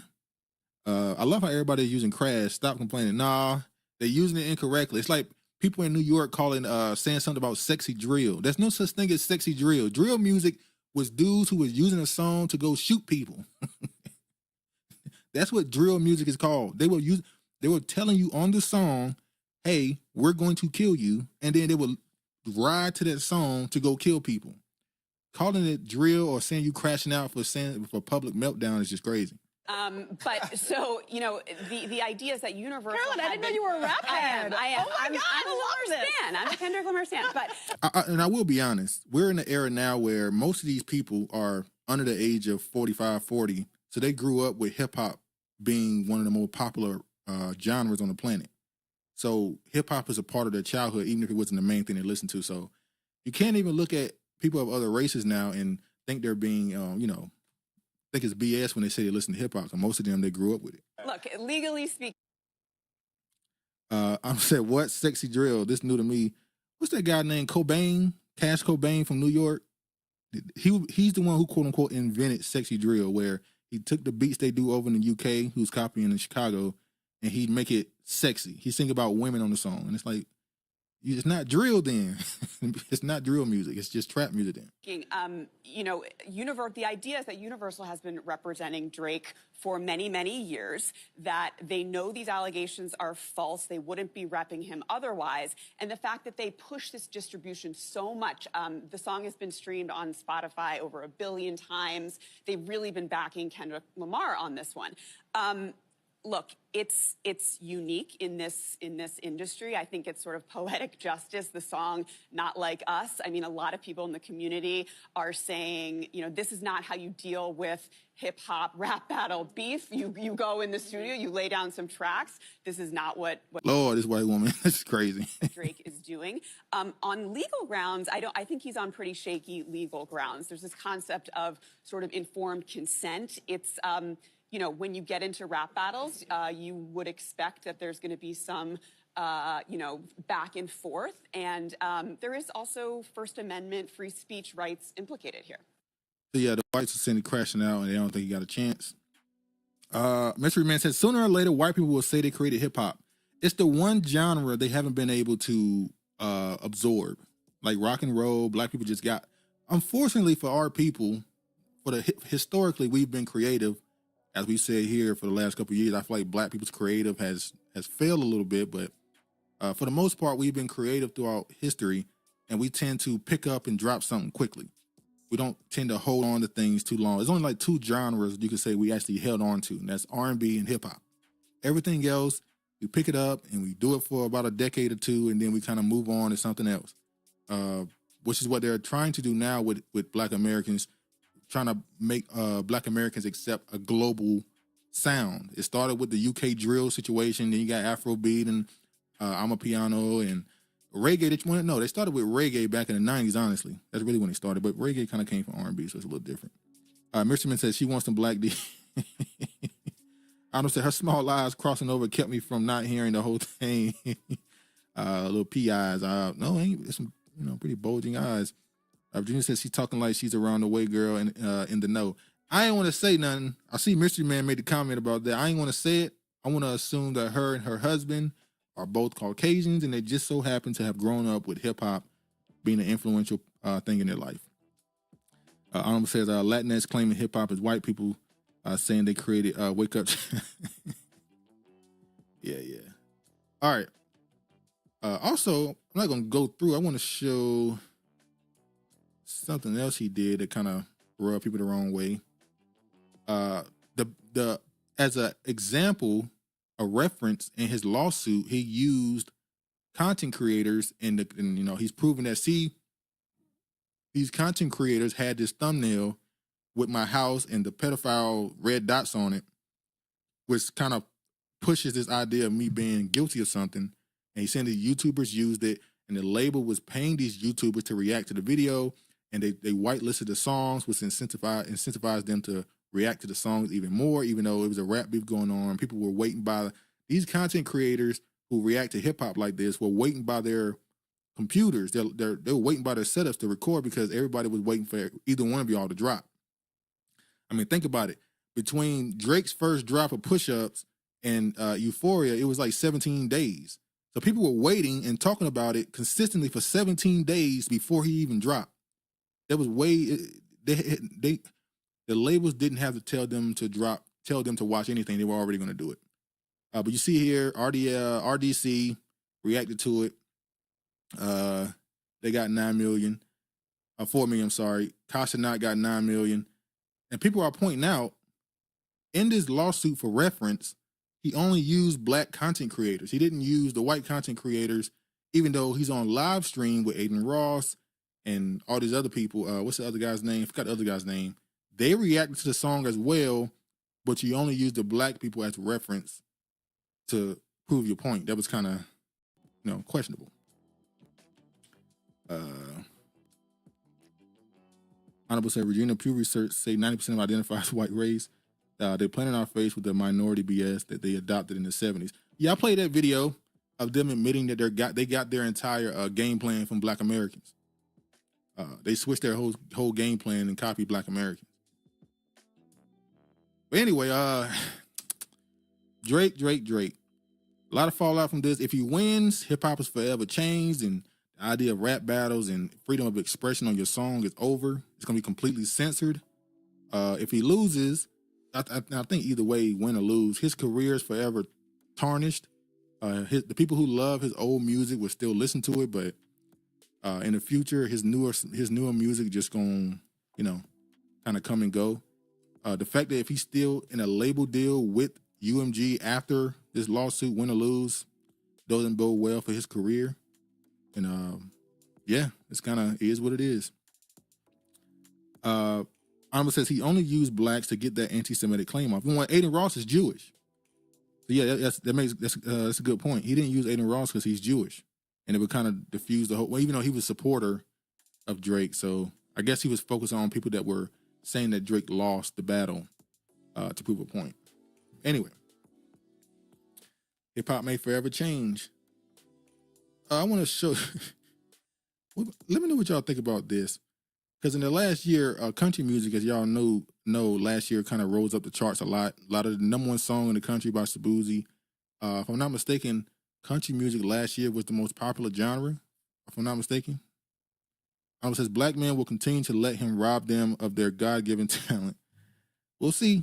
We'll see. I'm just a country boy at heart, no frills, no bravado. I'm from Birmingham, goddamn, don't ask me shit about avocados. Look a man in his eyes when you shake his hand, that's all that I know. I'm irreverent, and my daddy's still a reverend on the Bible. Every day above ground's brand new. I'm wondering what has led to this influx of black country music artists popping up the last 2 or 3 years. Really, the last 2. It probably even grew more this year. I wonder if it has anything to do with Beyonce's country music album. Or at least the attention being given to these artists is growing because of the popularity increase. My grandma said it's better being seen than viewed. So I won't say what I lost, I'll say what I did. Never say what it ain't, cause I know what it is. When they bury my bones in the grave they dig, they will remember I died, they'll remember I lived, cause I sure as hell did. Take a couple trips around the sun, and after all is said and done, no one remembers the tears, but they'll remember I lived. Mitchell said, please turn that off. Come on, man. Margot said, Honorable, do you believe black women are innocent of everything? No, I think Honorable is somebody who believes that the people who are the leaders of the community, which are the men, have to get both the blame and the credit for everything. I always say that when in relationships, dudes always get confused that ups and downs of their relationships. I mean, well, the same way you get all the credit for when your girl is happy, you're gonna get the blame for when she's not. It is what it is. That's kind of how that's how it works. You're blamed for the good and the bad. So you got to be able to take that mantle as the crown is heavy. Anyway,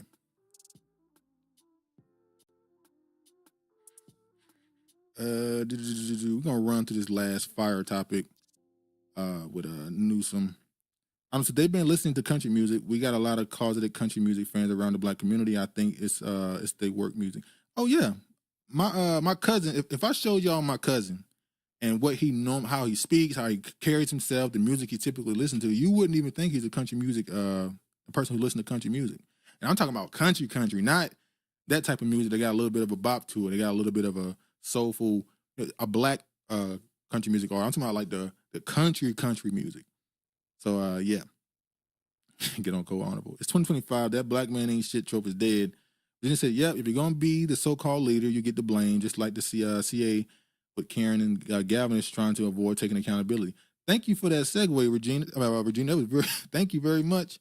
Speaking of California, let's get to what Newsom had to say about those fires and Trump blaming him at least, him and Karen, those fires. You've also called for an independent investigation into the issues around water supply that we've seen. What are the questions that you're hoping to answer? The same ones you're asking, same ones that people when I'm in the streets are asking, yelling about. What the hell happened? What happened to the water system? Was it, and by the way, Now, you say he's calling for an investigation to the water system, even though they're saying that there was a damaged reservoir. There was a hole in the reservoir, apparently, a crack at least. So they drained it. to try and fix it. And it just so happened that this big fire came right after the fact. Uncle said, "Don't no race wanted care about you, so you get the black men and sit down." Was it just overwhelm that you had so much that was used? We drew it down. Was it pipes? Was it electricity? It was a combination of pipes, electricities, and pumps. What was that drawdown impossible because you? Oh, and Newsom's finished. I think his political career is finished. He had a shot last election. I think it's done. I don't think he wins another election in California, and I definitely don't think he should run for president. I lost 7,000+ structures right here anyway, and every single structure we lost had a pipe that was leaking, and we would have lost that water pressure anyway. Did it contribute? Honorable says, point out that black men has led a biracial stare from them is on code. They need to tighten up. There is no trickle-down effect from Drake. That's a good point, too. What has Drake done a song with someone who went on to become a star? Because they always say he's the Drake stimulus package and that he boosts your numbers when you do a song with him. But normally you do that one song with him, it's big, and then a year or two later you kind of irrelevant. Newsom, a good old boy. Virginia said it's interesting to watch how Newsom is finished when months back or a year ago he was being touted as the prayers run for 2028. How fast they fall, right? No, they already hot and then nothing. Yes, he doesn't really build anybody. He kind of just drains their energy and keep it moving. He's I don't know, what's the male term for a succubus? I don't know if I'm using that right, but he kind of drains people and moves on. But Uncle said that black women support Drake, his music for you. You ain't can't as him. We did. Hey, he right. Drake's majority of Drake's audience like 5-6 years ago was black women, was women, and the bulk of that was black women. We took Drake down, B1. Not even a year later, a few months, and his career is basically non-existent. Incubus. Thank you, Dre. My niece loves Drake, and when I heard him, I thought, what? Is the junk as this shit? Kendrick all the way. Yeah, the women love Drake, man. He sing the music. When he make a lot of music, Drake's popularity is directly linked to the fact that the most important discussions people will have in their life, the most consistent discussions people will have in their life is about relationships. That's why the most popular genres, the most popular songs is typically about somebody in a relationship being brokenhearted or finding love. Drake made a lot of their music, so that's going to be music that lasts. It's going to be music that people listen to a lot. So it is what it is. Honorable said, Newsom should have let the African American Affairs Agency be created. See my ancestors doing what needs to be done. They burned it down. Anyway, to our inability to fight the fire, or were 99-mile-an-hour winds determinative, and there was really no firefight that could have been more meaningful. So all of us want to know those answers, and I just don't want to wait because people are asking me. I want to know those facts. I want them objectively determined, and that the chips fall where they may. This is not about finger pointing. We don't believe you. You need more people. It's not about finger pointing. It definitely is. Women love the look of Drake, which places them under a spell of claiming his rap is good when it's really not. Mystery message: black women love light-skinned singers. I'm still wondering how the bars popped off, but we're gonna leave that alone. Anyway, we can skip this. This is him saying that Trump and Elon Musk is spreading dangerous misinformation with blaming him and others for the fires. Reservoir for Pacific Palisades was out of commission when the fire started. California Governor Gavin Newsom called for an investigation into the water supply troubles and the reservoir's lack of availability. Honorable says, what black woman you around that love light-skinned singer and stop calling biracial light-skinned? There is a difference. Agreed. I agree with that. Uncle said, I love our women. Let me play this. So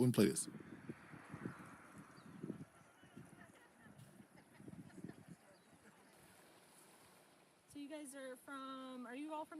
I knew you were about to say that. That's why I said, I knew I messed up when I said DeBarge. Virginia says, wait, what DeBarge do? No way you're tripping because them mulattoes can sing. I back down. Michigan said, okay, fair skin. In the same place today? In this video, this is the reason why he shut down a reservoir in this. He was bragging about shutting down the reservoirs across the state. I think there was 4 that he wanted to close down because he says he wants to for nature reasons, bring back the natural life that be there, and to build a relationship with the Native Americans. So there was a bit of that involved in this, which is kind of humorous. You wanted to bring the natural habitat back, and then it led to it all being burned down. But yeah. Let me jump forward. Restoration. We're talking about partnership. We're talking about restoring old salmon runs. We're talking about restoring cultures and economies. We're talking about restoring trust in communities and connecting us back to our proud past. And it's all around making sure that we bring back that original habitat. We bring back sort of the natural ecosystems. And again, we partner with the tribes that understand this better than anybody else. So that's why they didn't have water for the fires. Yeah. So finger pointing is definitely a thing. Mystery Man, I'll be sure could even sing, and women loved him. Not light skinned, biracial. He could sing. Colorism is crazy. Respect to Beyonce for earmarking money for the families of Altadena and Pasadena. I found enough. I only know about Pasadena and Altadena because of Zoe Williams, who used to be on the Corey Holcomb show. He was from I think he was from Pasadena. He used to always bring it up. So that's how I knew those two areas was black areas. Mystery Man says also fast because it was taking me years later to realize with my eyes and realize of Albie Shore's appeal. He's cute, but all right. Let me jump to this. Is it on purpose? Gibson peddles wildfire conspiracies on Fox News after home burns. The actor was recording an episode of the Joe Rogan Experience as his California home burned. By the way, y'all, did I talk about this last week? Mel Gibson said that he has people in his circle who was able to help with their cancer with what's it called? God damn it, the disease, the medicine that they didn't want you to take for COVID. They was talking against it, called it horse medicine. I forgot the name of it now. He said people were taking that to help with their cancer. And if that comes out to be a fact, ivermectin. Thank you, Regina. He said ivermectin help people in his circle with their cancer, stage 4, all this things. Like if that turns out to be true, because people are now, because of this podcast, are now giving it to their wives and husbands and parents or whatever. If it turns out that ivermectin helps with cancer, it's gonna be, yeah.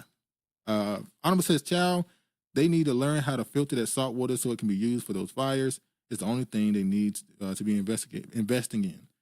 What they do, it costs millions and millions. It costs a lot. It costs tens of millions of dollars to filter salt water, which is why they don't want to do it that way, because it's very expensive.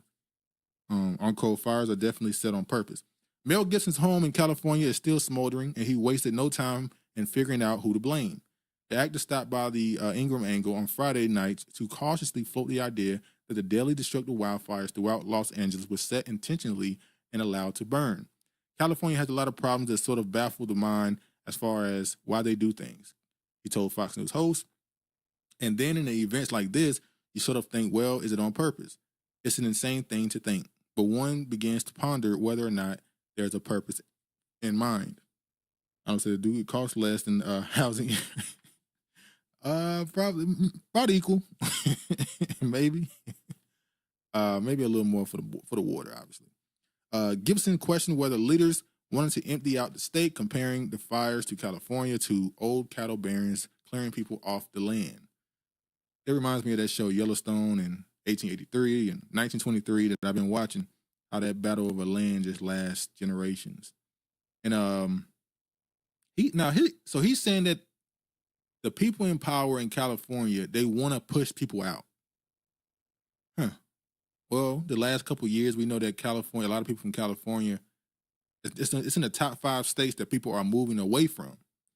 And the number, I think one of the top 5 is Texas, they're moving to. And a lot of people from California, obviously, are moving to Texas.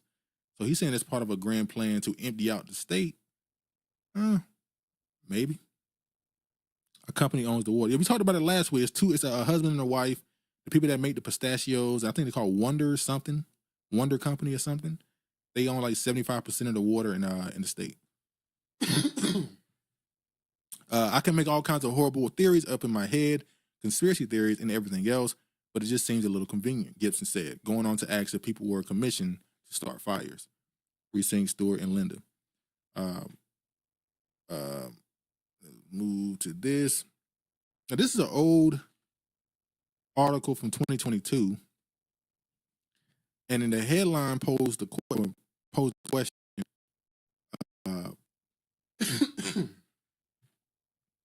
will the next mayor of Los Angeles, Karen Bass, be an agent of communist Cuba? They found out that Karen Bass took many trips with a Cuban organization, and she took many trips over there, and this organization is a Marxist communist organization. Now, she came out and denied being a communist when Joe Biden was planning on tapping her for VP. Obviously, he ended up going with Kamala Harris, but yeah. Jenny says 2028 Olympics in 15-minute cities coming to I haven't even thought about that 15-minute cities thing in years. Coming to California, don't you find that suspicious? Jermaine Shoemaker, a.k.a. Dr. Umar Johnson. Don't you find that suspicious? I didn't think about a 15-minute cities thing in a while. Well, I've heard, obviously, with these fires, the immediate people start talking about smart cities. I want to get to this. Let me play this right here. 7, 1983. Remember this date, but first, let me introduce you to Karen Bass. Back in the 1970s, community activist Karen Bass went on at least 15 trips to Cuba.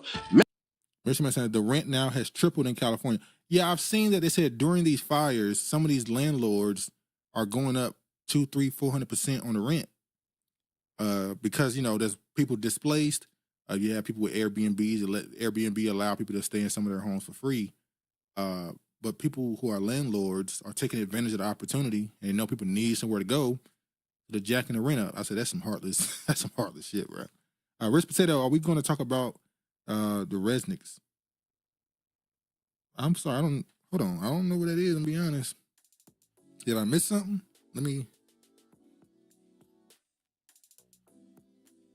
Yeah, we talked about them already. I talked about them last week. The family that owns 75% of the water. Yeah. And a lot of the insurance companies are dropping people right before the fires.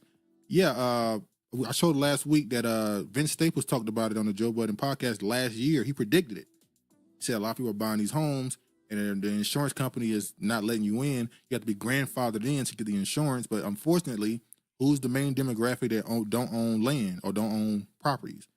Black people, you know, so they won't be able to get insurance. He was pointing out how this affects black people, obviously. Oh, I missed last week. Oh yeah, okay. Yeah, we got on them last week. What smart cities are they adopting things from Japan?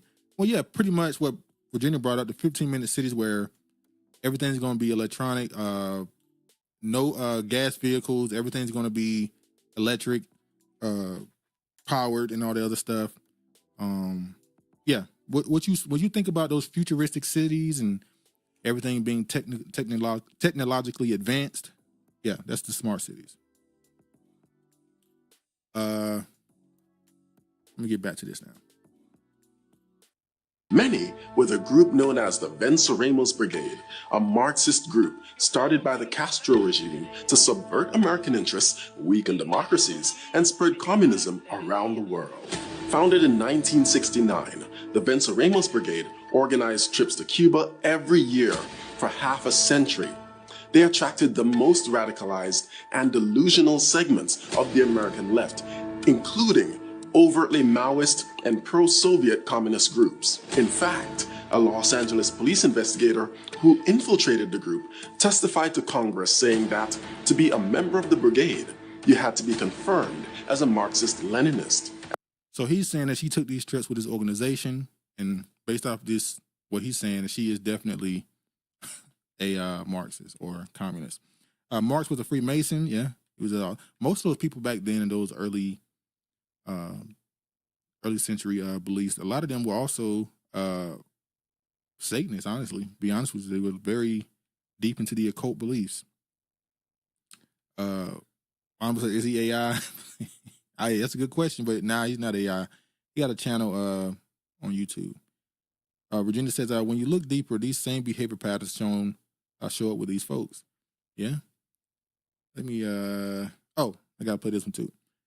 Mark Golden says, why burn down a build of smart cities when you're middle of the U.S. is an open land? Well, they want the quote unquote big cities. They want to replace those populations with what they consider to be the more upscale citizens. If you go into the middle of middle of the country to start a smart city, then you'll be asking for the people that can afford it. And most of the money is on the coast. So you don't want people in the middle of America that's making, $5 an hour, $10 an hour to have access to these type of cities. You want people on the outskirts, New York, California, Chicago, those big cities. You want them to push out certain people out of the state. So the people that make those type of money in the state, you want to bring in their wealthier people. That ain't no FBA headline. All right, let me play this right quick. The most interesting element of my conversation with Mr. Giacoletti was when he talked about the possibility of, as we start rebuilding, starting to relax some of the zoning laws, especially in a more working-class neighborhood like Altadena, so that rather than putting up single-family residences, especially on parcels where people might not have the wherewithal to rebuild at all, we allow developers to start putting up duplexes and apartments, in other words, increasing density, but also increasing more housing. But the most he want projects. He want Altadena to turn into a project. Altadena, so that rather than putting up single-family residences, especially on so instead of putting out homes, single-parent homes, they want to turn it into a project. They want to turn the black area into a project. On parcels where people might not have the wherewithal to rebuild at all, we allow developers to start putting up duplexes and apartments. In other words, increasing density, but also increasing more housing. Well, we already know, we saw the project, the World Economic Forum. They don't want you to own anything, whether it's cars, homes, land, anything. They want you to stay in an apartment. Same way they do in China, how most of their population stay in these tall buildings, these skyscrapers, and these little tiny apartments where they can only get what's necessary in there. That's what they want for the American population as well. Really, the global population. As soon as they successfully push the people out of the states, the population of those states will fade. Well, will they? You talk about Hollywood. I don't think Hollywood, even if people don't stay there, they'll just stay near there and go there for work. So you'll have people that just go to Nevada, Las Vegas, or go to New Mexico or something like that, and just whenever they want to get into a certain industry, just travel to whatchamacallit. They don't care about the people who they consider to be poor or lower middle class leaving. They don't care.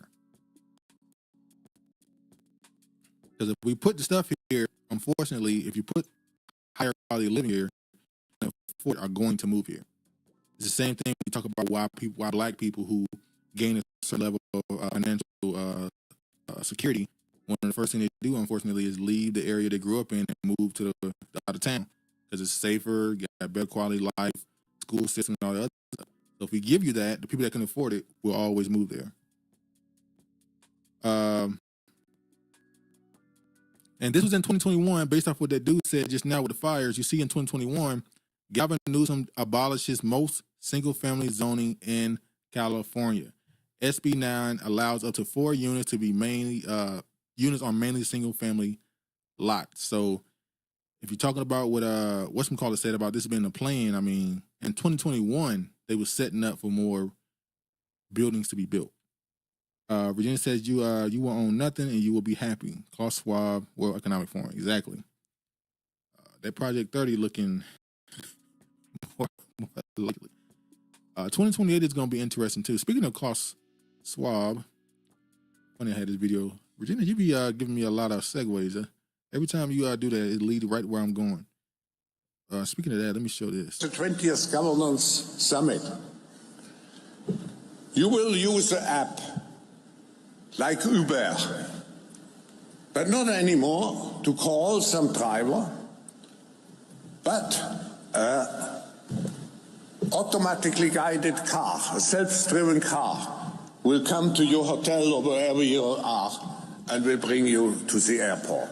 No, Los Angeles is one of the cities with the heaviest traffic, who told me in 2030 Los Angeles will be private car driven free.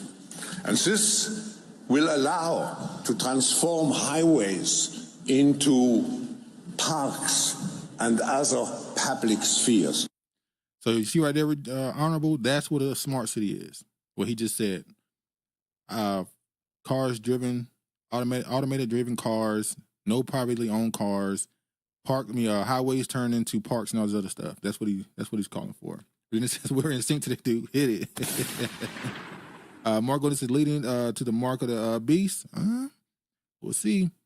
Uncle 80 is a psyop. Google John Tanton. I would say this sounds like a fantasy. When we say that now, but we have cars that drive by themselves. Hell, most of our goods that we get that's delivered through these wheeler trucks. They're driven automated driving. It's somebody sitting in the driver's seat just making sure it don't go off course, but they're not actually driving no more.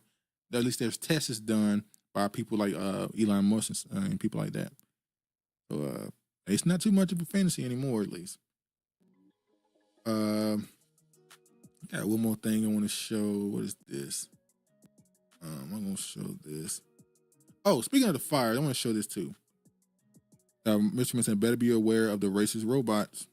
It's always a danger. Let me show y'all this. Great. And tell me what y'all think, how this actually went, more than likely. Let me show this. He was my baby.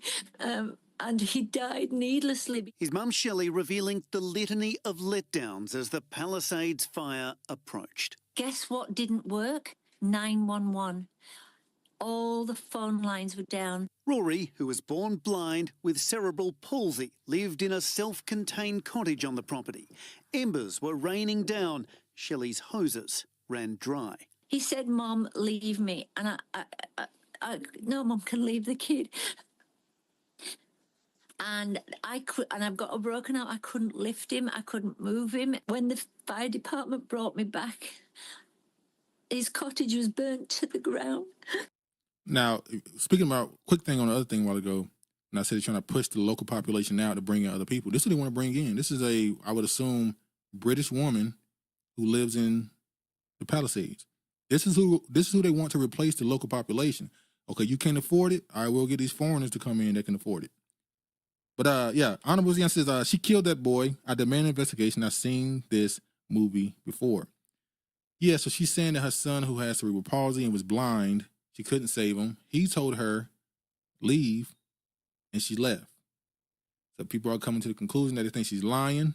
They think that she was tired of taking care of him or being a guardian to him, all this stuff. She had to, be a caretaker for him. So she made a decision to leave him on purpose. That's a crazy thing. It is what it is. Mitchell says no mother would leave their kid. We're going to get to that in a second. Honorable says put her in jail and throw away the key.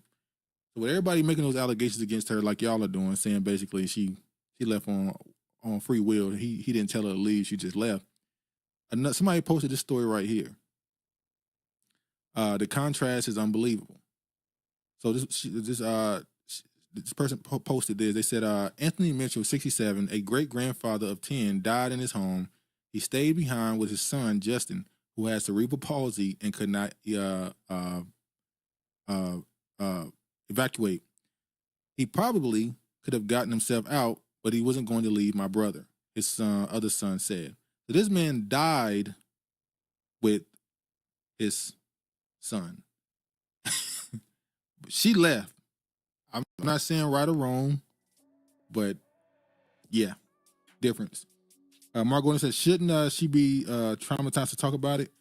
Yeah, you would think the last thing you would want to do is get in front of a camera and detail it and be dramatic and, the tissues and all the other stuff. It's fishy. It's fishy. We'll say it like that. Yeah. Empress said, not like us. I would say we're not the same as these people. They're always right. There's always a right and a wrong. Yeah, but in the middle of a moment like that, being that she is a woman, this isn't a grown adult man. She probably couldn't carry him. She knew she couldn't carry him. There was nothing she could do. people make those decisions. You know, it is a hard choice, Sophie's choice. Now, the fact that the father, the black man, decided to stay, I won't say that every black person will stay, but at least the fact that those stories were so close, seeing how his son also has cerebral palsy and all this other stuff, the fact that the stories seem so close, it's just funny how it worked out totally different for each person. Anyway, how long we been going? Okay, it's gonna be a shorter episode. Yeah. Anyway, hope y'all enjoy the show.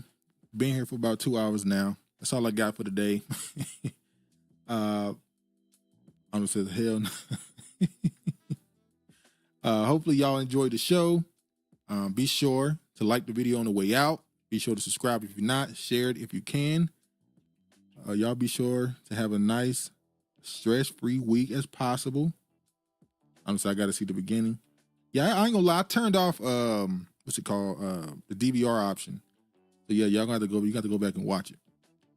But when I end this, Virginia says, "Good show, Duke. Have a strong end to everyone versus the weak one, and start again on Moon Day." Yeah, thank you very much. Y'all be safe. Be sure. Hopefully, y'all had a stress-free week as possible. Y'all be safe. And as always, man, all praise to the Most High. Peace, man.